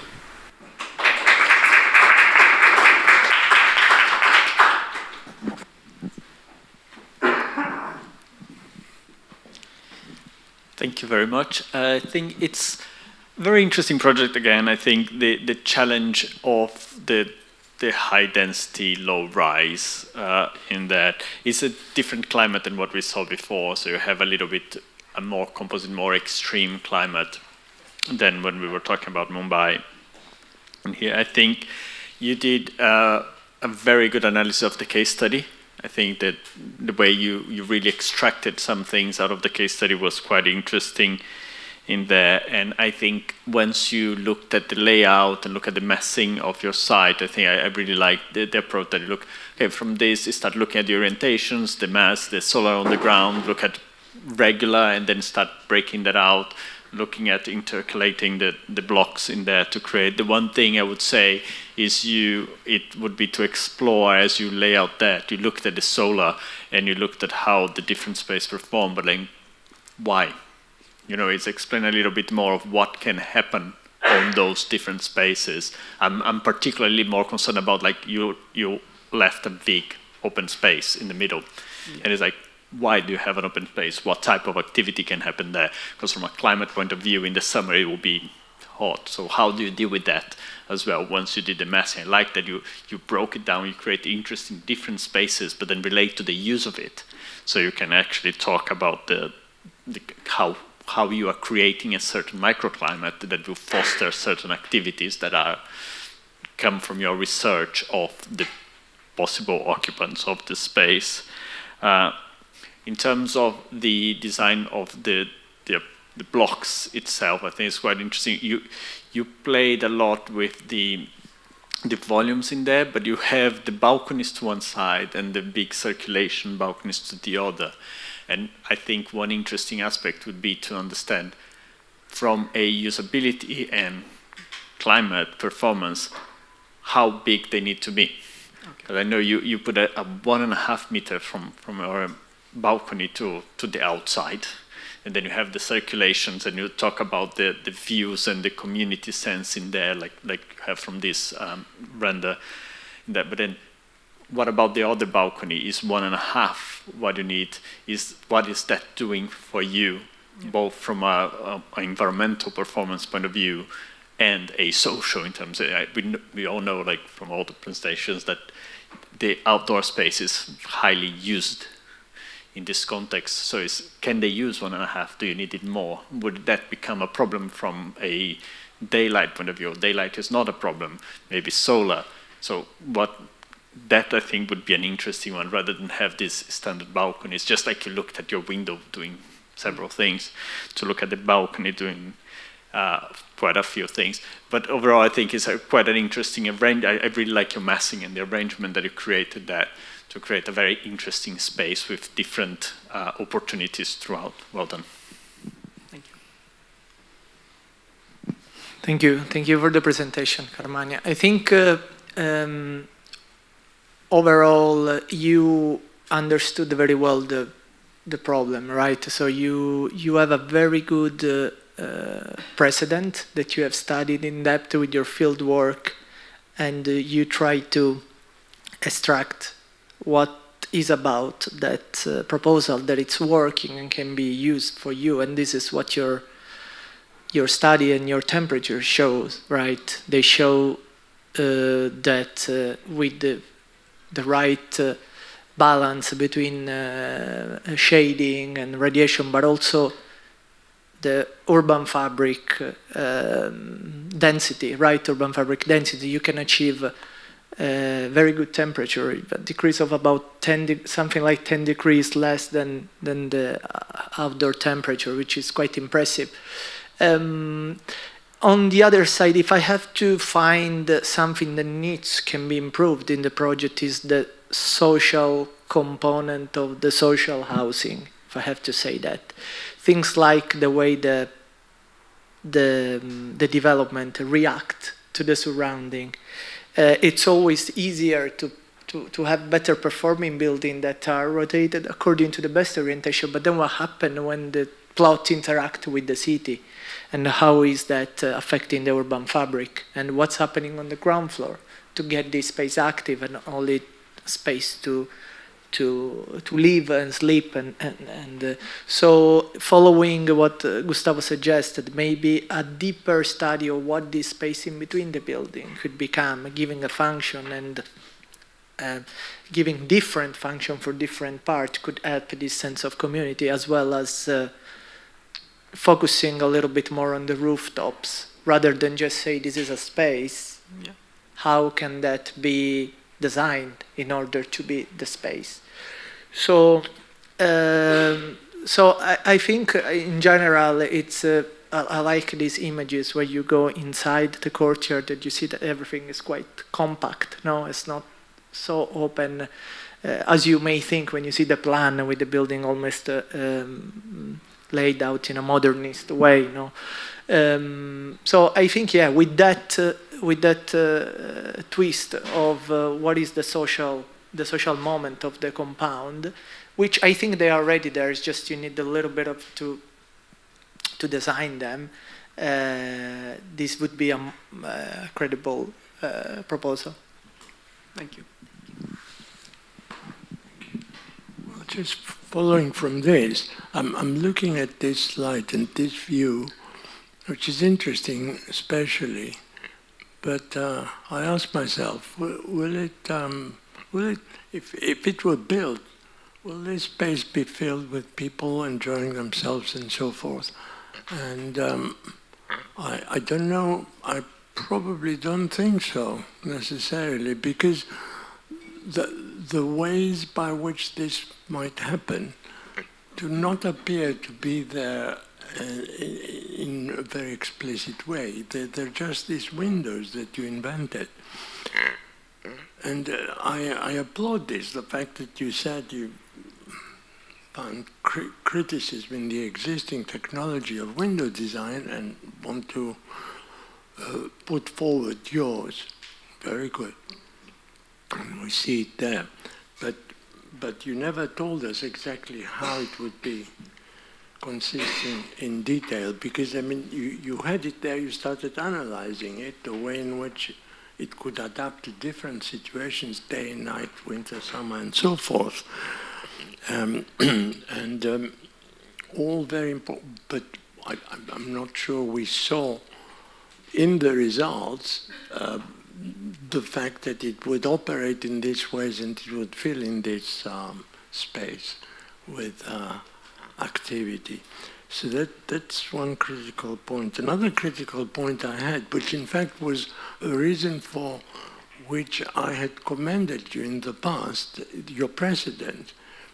But looking again at the data from the precedent, I don't think they were exploited enough. I tried to interpret them. They showed that there isn't nighttime ventilation. Well, maybe because there wasn't need for it. It was just April. Maybe it was mild. I don't know. Well, precisely, I don't know. And I get upset if I don't know. And it's something that I need to do, and I don't know why or what I should do about it. And So the first time I saw these results from the precedent, the measurements, I thought I knew, but then I'm not sure that I know. I'm not sure if we see the building as having the potential for nighttime ventilation at certain times of the year and or other kinds of ventilation at other. So I look for the information on the inputs. The inputs say 0.3 infiltration, 1.5 ventilation or something. Okay. So, well, there could be all sorts of other input data. I mean, we have to follow a certain path if there is an analytical process as you wanted to apply and did apply. That leads from somewhere where we don't know to somewhere where hopefully we know a bit or a lot more. I didn't feel that. I have a disappointment. I didn't feel that. I somehow expected you to have done that. And I think perhaps the problem is already there from the beginning, that somehow we didn't see enough correlation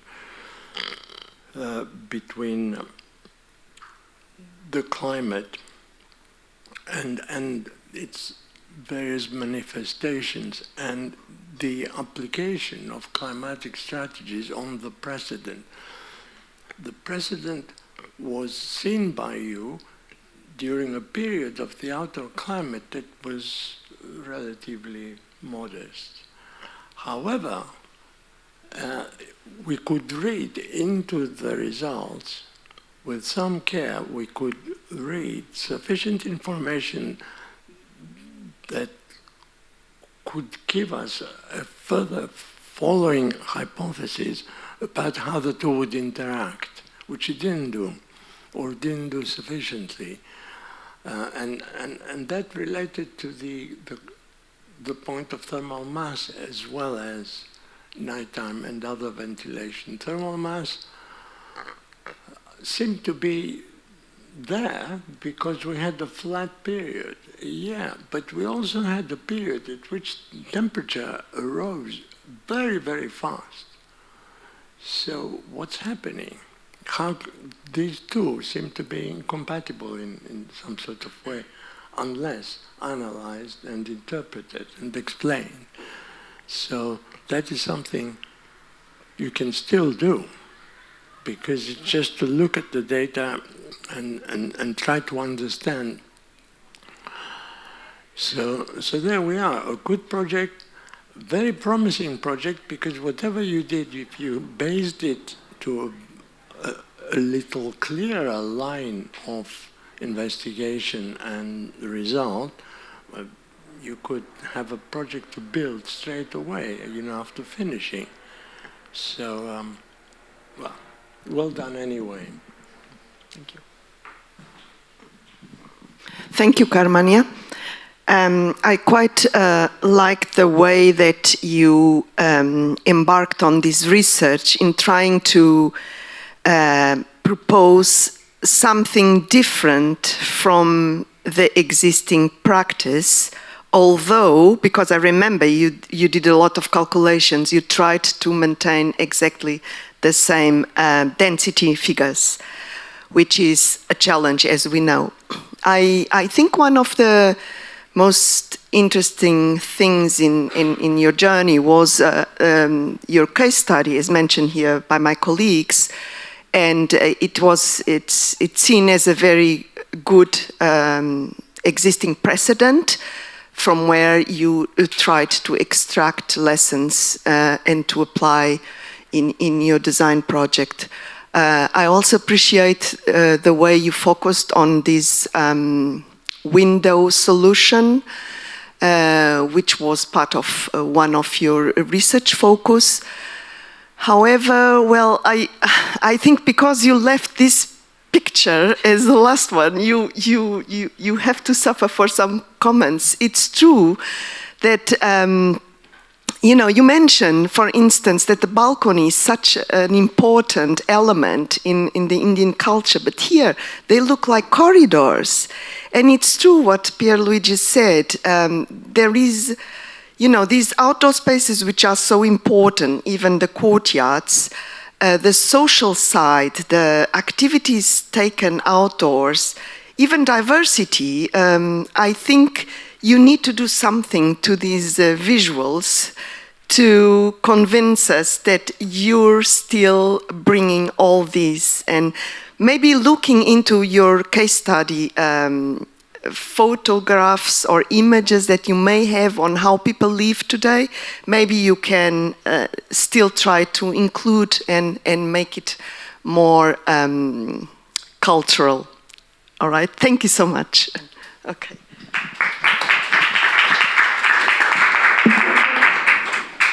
I take again the opportunity to ask if any of the people here in this room have any questions in regards to the last two presentations. I have a question for you. Did you by any chance look at any sort of kiln designs to be like for inspiration or reference, or by coincidence you made a kiln? Like a ceramics kiln. The structure is just like the oven for the ceramics. That has it because of the buoyancy. Yeah. No, I take it no. Super.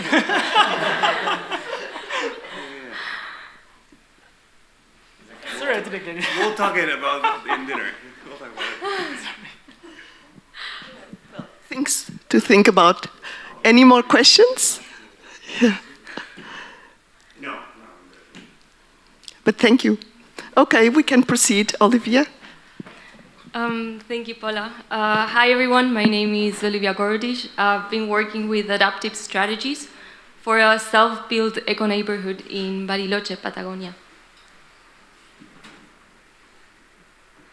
So, Bariloche is a mid-sized city located in the province of Rio Negro in Argentina. It has like 160,000 inhabitants and over 1 million visitors a year.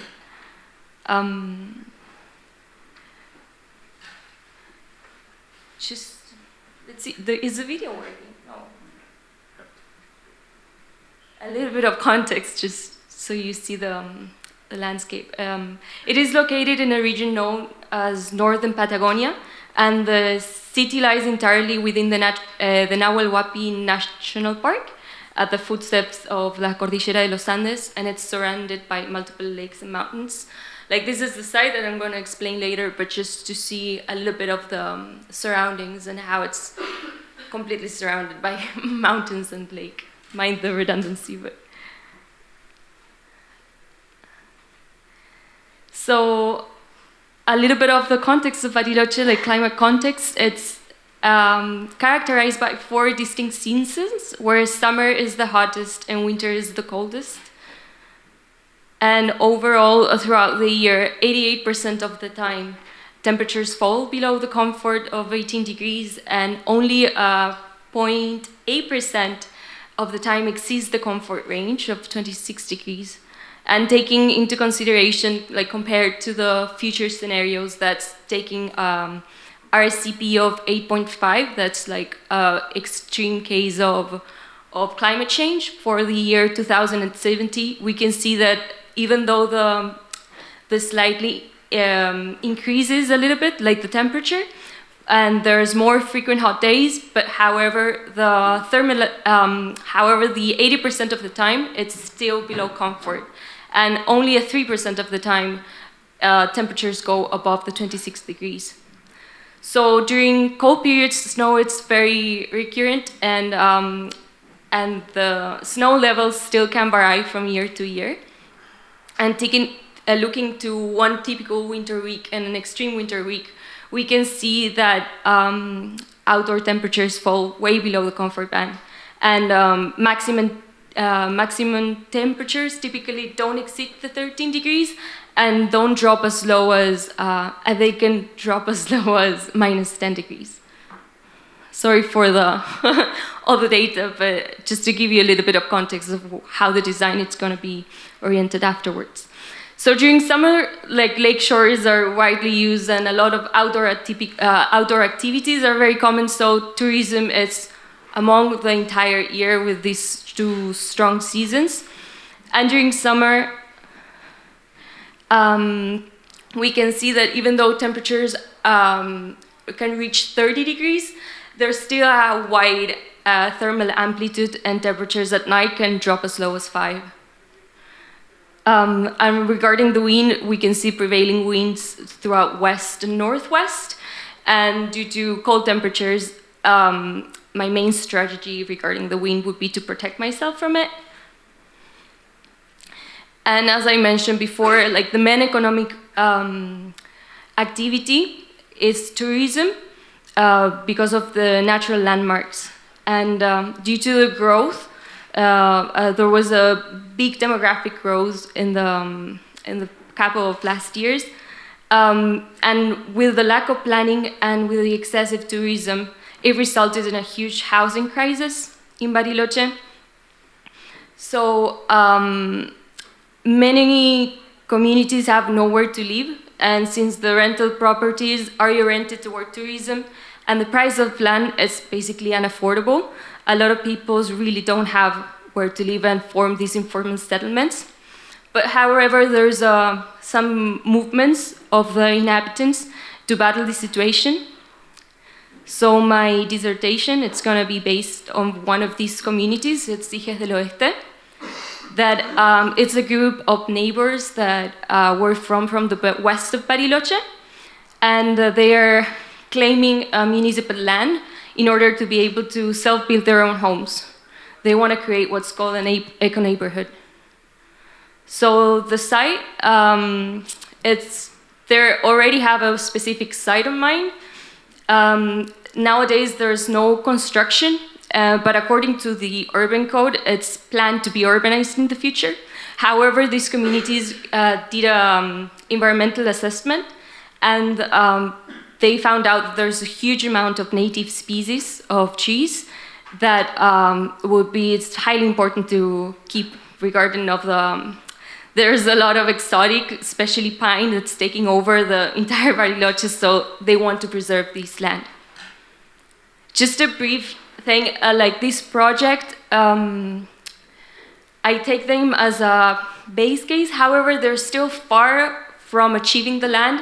So from now, it's going to be kind of like a theoretical approach, and it's not that I'm hoping to build it eventually, but it's just going to create like this framework where I could potentially, they also can get some advice for the future if they ever manage to have the land.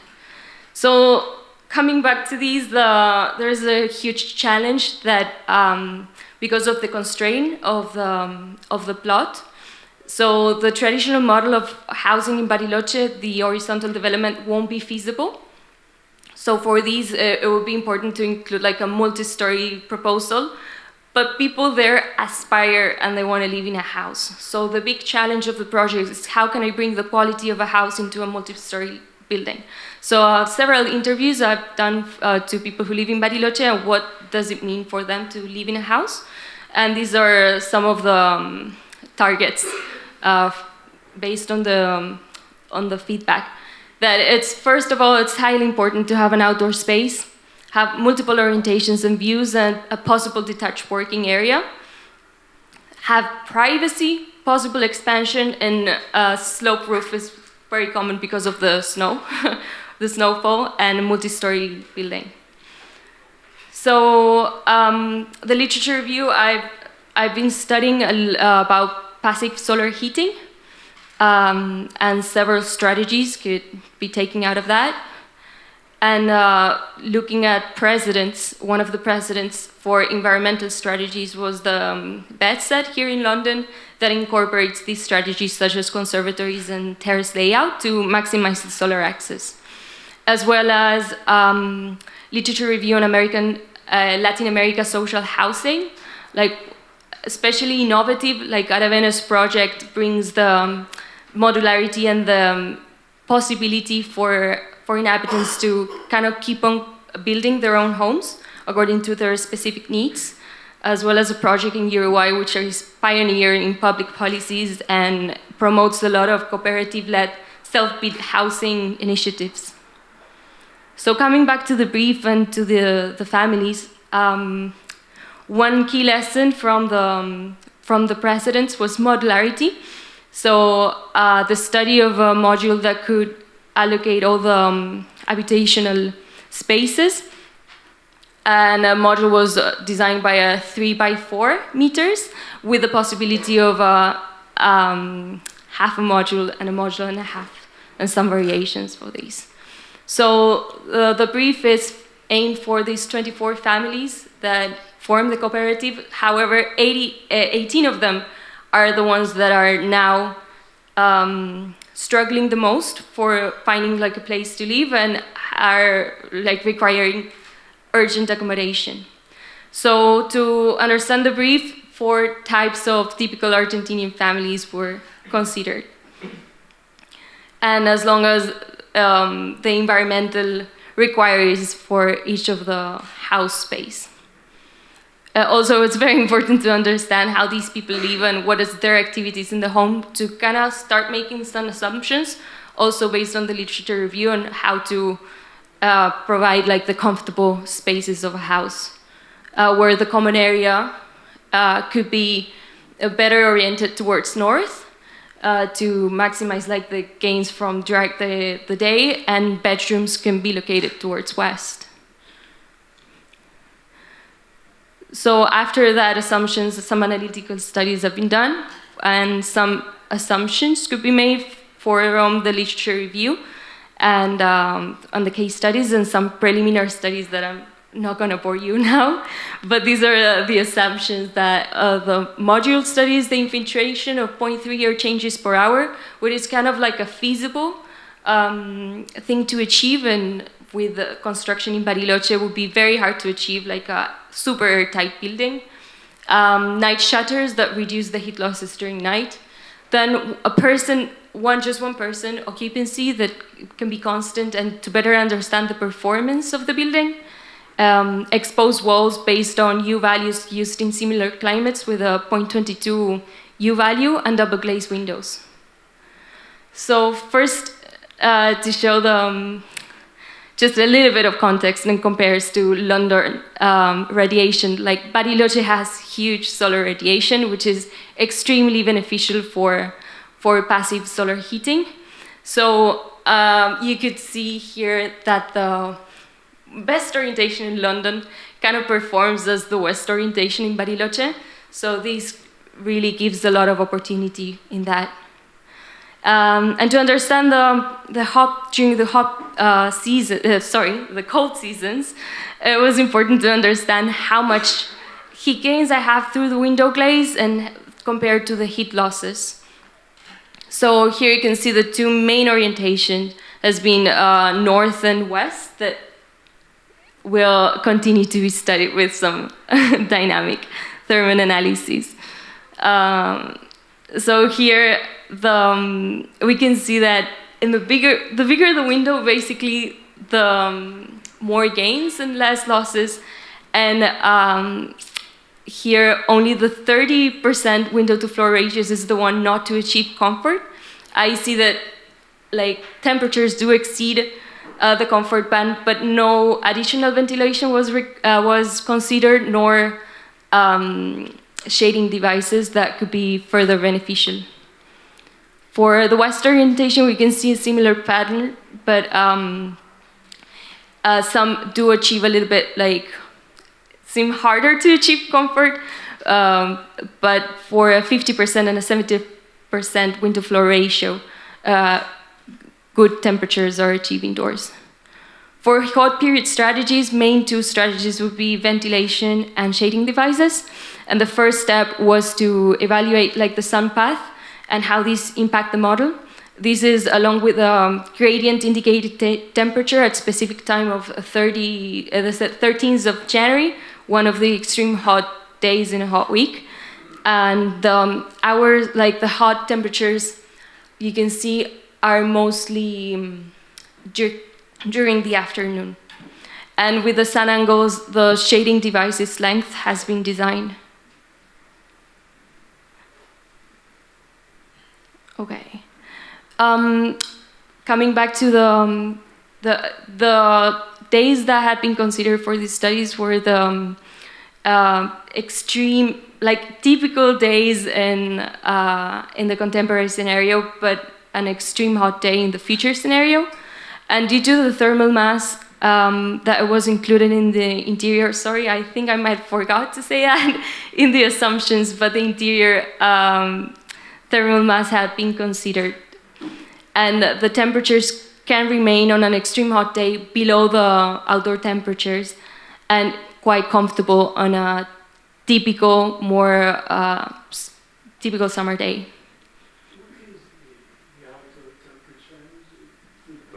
The black line, sorry, the black line is the outdoor temperature, yes.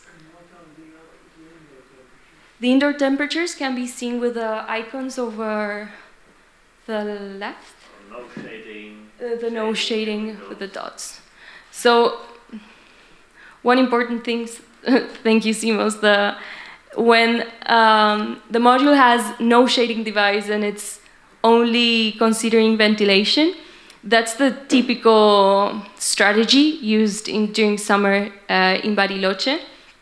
That, as seen here, it goes way beyond comfort and the outdoor temperatures. And that's like, it's important to consider further shading devices for this climate. Then, although the module has proven to perform well enough without a conservatory, like controlled green spaces are one key aspect for the community. And the first thing is to understand how can I maximize the solar gains by an angle inclination study was done to understand how this affects the amount of radiation received. It's important to mention that it is not expected for the conservatory to reach comfort during all the time, just to serve as an intermediate space that could also work as a buffer area. And the study of the geometry has done, and then the option 3, as seen in the corner, was adopted also for the possibility of adaptability and adapting this geometry according to the needs, according to the season. So when it's closed, it can work as a buffer area, and you could also open the windows and extend the shading device to create more comfortable indoor temperatures. So with all of these, some assumptions can be made for the module and the layout of a unit, where common areas inside a house will be facing north and the rooms will be facing west. And coming to the project design, it's the last chapter. So the massing strategy has been, as mentioned before, this would be like a current massing strategy that happens now in Bariloche. And it would be like plotting the land into everyone, so everyone can have their own homes and their own gardens, but these, with the fencing, would completely destroy the natural environment.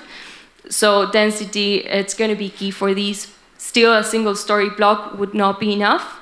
And a multi-story, like a 3-story terrace building, it's going to be working better for the purpose and was the one adopted. So to understand like what would be the best place to occupy in the existing plot, the corner of the northeast has been chosen because it maximizes the solar access, and as well it uses the natural forest to protect yourself from the wind. It would be like the tree create these barrier. That's actually a practice well used along the place. And the further strategy was to, like, starting from a linear bar structure to maximize the north orientation. But the bar has the thing that you only have 2 orientations. So you have a room that's facing north and it works better and one that's facing south. So with filtering this bar, it's been able to include both the west and the east orientation. So this would democratize, and each unit could have multiple orientation. And the further step was to terrace it to bring the access to the sky as well. So modularity was also not explored in the unit, but as well in the on the volume. So two mirror residential uses have been designed with a common space in between that also serves as an access. And this block could also be replicated and create the residence.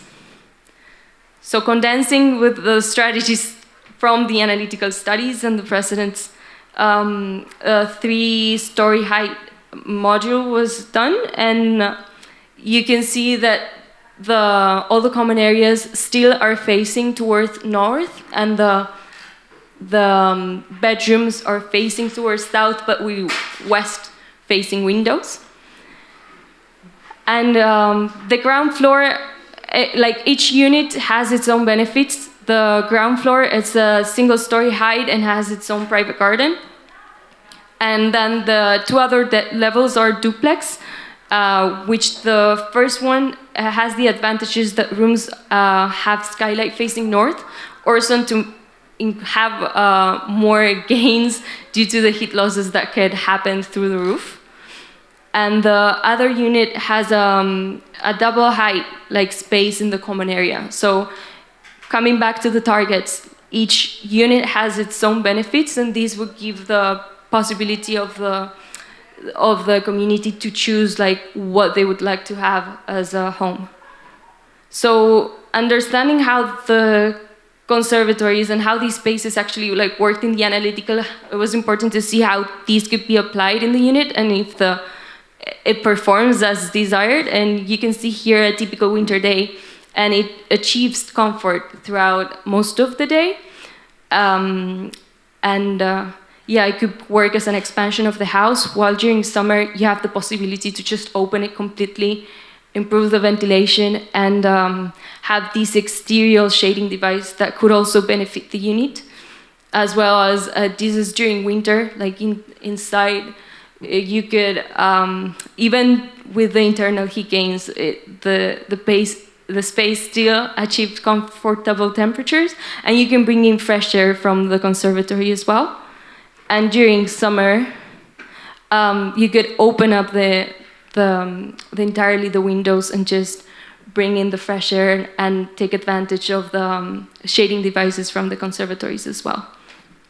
Coming back a little bit about the common areas, it's more like a space to be able to provide flexible uses and have some semi-outdoor private areas where barbecues are a big part in Argentinian culture. So having like a semi-private outdoor space that people could have their own barbecue was a huge, you cannot imagine how important it was for the community. So these common spaces, the idea is to kind of incorporate these things and also serve as an access hall. But however, this space in between could also serve like a good canvas for possible expansions, coming back to Aravena's project.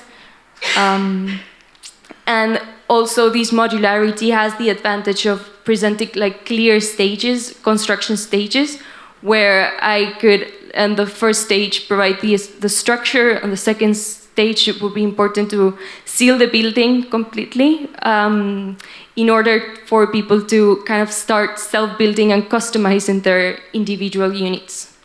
So the first 2 stages would work more in a cooperative leading way, while the stage 3, each family would start expanding like their own unit. And this density also serves as a growing opportunity in the future of conquering kind of like the block and adding more residential spaces, providing a workshop or some communal spaces as well. The main important is to not to compromise the existing forest. So thank you very much.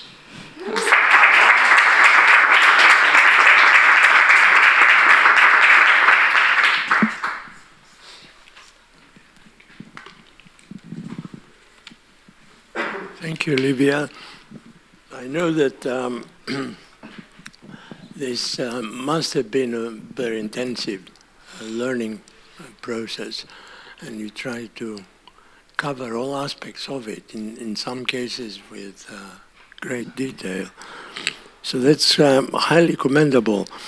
But I think I would also advise for some caution, in the sense that maximizing something, in this case solar gain into buildings, can have unpredictable effects, because even if it's static on its own, it comes into dynamic situations. And sorry, I was hearing myself so loud.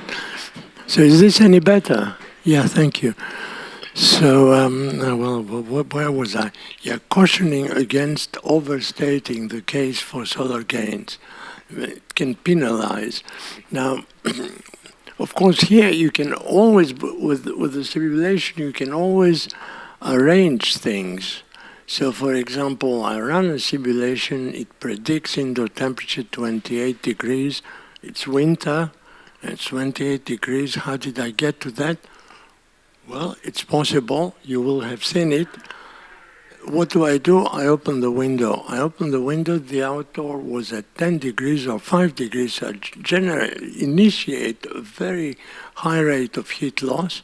What will happen? The indoor temperature will drop. To what will it drop? Well, we can try a simulation and find out. But we can play like this, and ultimately, although it would be said that 88% of the time in comfort, in reality, it would not be that. It would not be that, because we have stretched the energy balance to our will, making it so that on the coldest day we achieve comfort, and that on all other days, maybe things will not be as comfortable, but we can adjust them by doing this or that. Sometimes doing that, in addition to some sort of confusion, that can also lead to higher construction costs. So here, for example, you have glass as the main costly material, because certain facades are quite heavily glazed. But because they're very heavily glazed, then it's more special glass. So the U value will not be just 2, as you said in your data there. You would be trying to achieve lower than that. And lower than that will cost you more. And the heat loss will be less. So at certain times, the gain through the window will be very high. So that's something that I'm sure you considered, but it's still, in my mind, it still needs a bit of consideration in how you wrap it up into your narrative, and into your discussion with the inhabitants. So the inhabitants, if I understand it right, are accepting a way of building that is more like a system of terrace houses. Is it? Now, actually, yes. Initially, the idea was not to do that, but now, well, when I started the project, the scenario was completely different. Now, the municipality is actually putting a lot of barriers in their way, so they might not even end up using the plot at all. Like, it was very, it wasn't, yeah, like it's... Okay, but let's look at this. One of the compromises was, yeah, they might need to share the plot with somebody else, and they might want to have like a terrace. So it will be their last resource, but it would be a feasible way if they ever manage to build it. The reason I mention this is because it's fundamental to your analysis, in the sense that you start by considering that they are interested in detached houses. So we saw detached. So then, if we conceive of detached houses in plots, in the southern hemisphere, in the climate of Bariloche, and we know about the principles of sustainable design, we get to particular concepts. If, on the other hand, we were told well, in addition to these, we can have attached conservatories, that concept develops further into a certain set of strategies.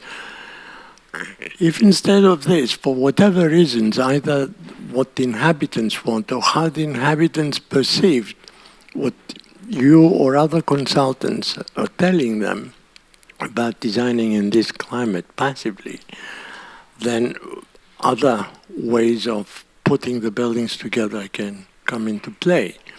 And so then I think that one of the conclusions that you should somehow relate to at the end is how different ways of building, from independent detached houses to semis, terraces, taller buildings, what kind of implications do these have for your energy balance? Because you have made maximizing, and minimizing such important entry points. So, but well done for your patience and initiative and strong will to develop a system of passive design for that kind of brief. Thank you, Seamus.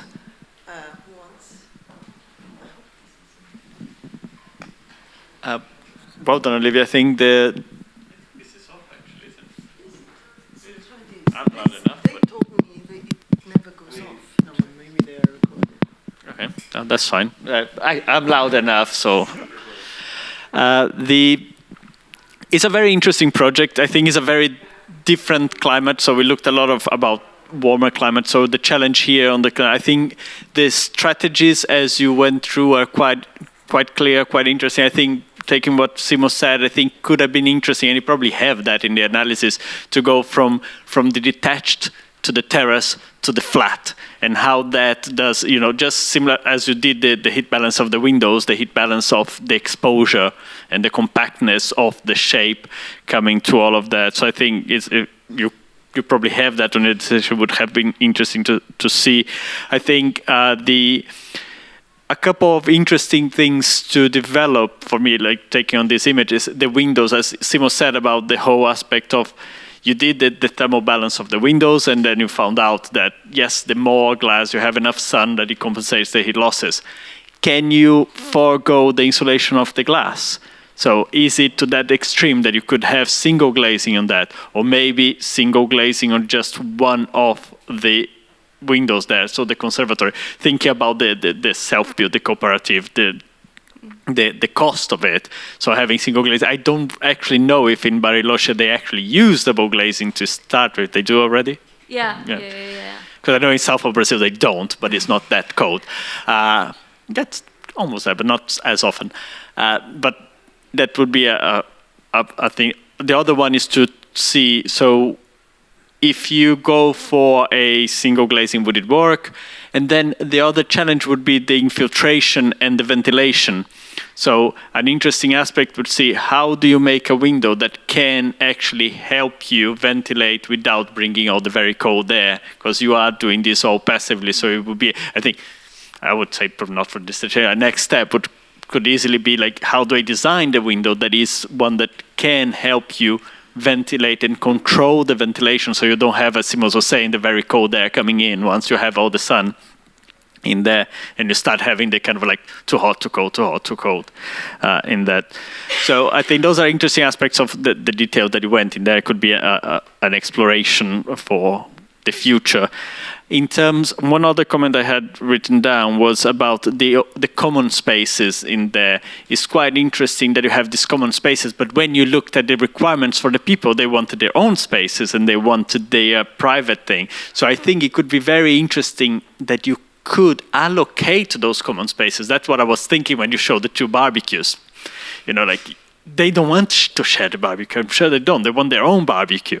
So I was thinking, like, could you do that common space? It's a very interesting space that could be appropriated to give them that private garden that they don't have on a communal block.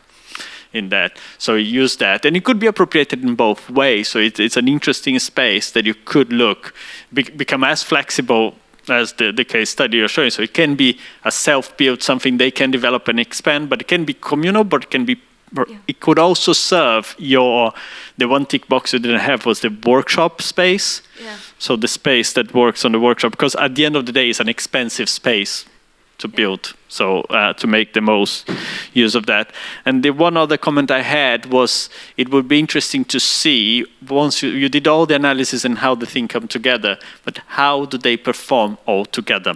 You know, you have your living room with your conservatory to the north, always the north and south, to the north in there, but then you have the southwest that you created the west orientation for to get more solar gains on the bedroom. How do they perform at the end? Because they are to the south. So would they lose more? Would they be achieving as much as your little 1 unit tests that you did? So see the overall performance of the combined thing once you get that. But yeah, it's a very interesting project. Well done. Thank you. Yeah. As well on my side, well done. I think a very structured presentation. You found your way and you kind of went through it, analyzing the solar geometry as much as you could. So I won't had the same comment that Simos and Gustavo just said. I think that the whole point of the proposal, which is quite solid, I think the comment that is kind of emerging here is that your formation diagram that start from a very compact, right, to a more exposed kind of building, how that affect in terms of heat loss, for example. And I think maybe a little bit more about that in a larger scale before jumping into the refined design that it's based only on the solar access could be said. Maybe you have already investigated that. So I really liked the way you lay out your apartment, your houses, which you didn't talk much about it. But I could see there was a very inventive way to mix the two units so that they both have north orientation and west orientation for the bedroom. So I think this is a quite clever moment in your dissertation that you should give more importance probably. And also the space look quite nice. I would go there. So let's build it.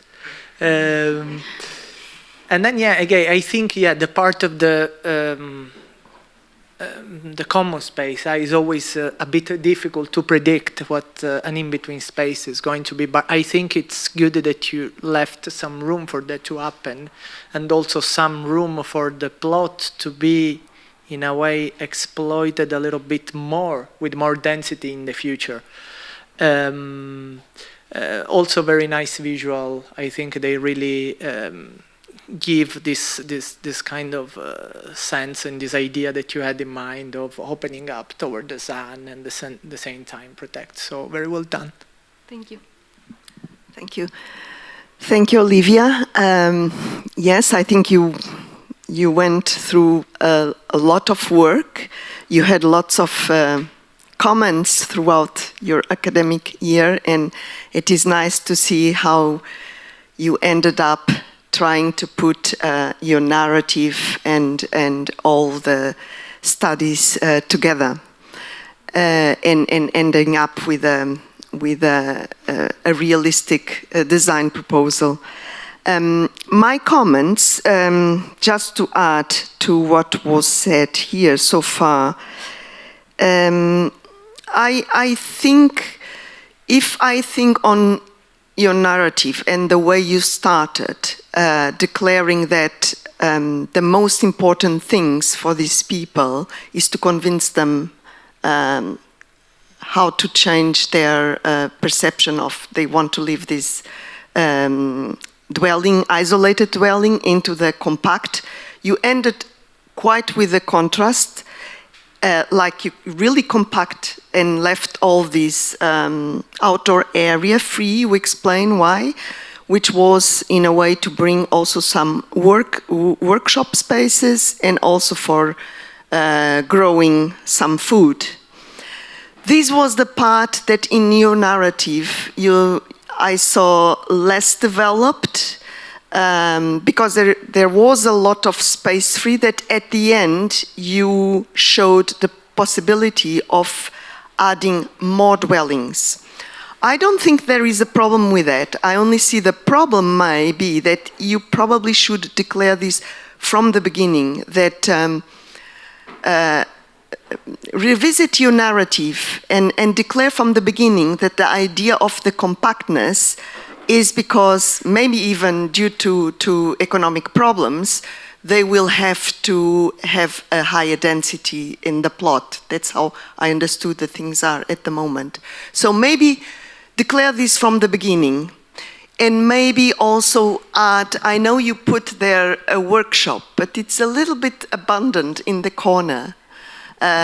Maybe you can develop a little bit more, so to convince more on the benefits of living so compacted, besides all the achievements you got. So this is one of my comments. The other, and my last one, is about the evolutionary approach or the expansion that you wanted to offer the inhabitants as a possibility in the future. And you showed very clearly how the intermediate spaces could expand. What I didn't see is how the dwellings could expand. And maybe you have in mind, maybe they could expand towards the side of these spaces. But I was wondering, is it that some of the inhabitants may want to use the existing conservatory and refurbished in a way that it's an extension of the space? How would you either avoid or encourage this in a different way? Is maybe something that I have as a small concern. But otherwise, I think it's a fantastic project. And congratulations. Thank you. Thank you.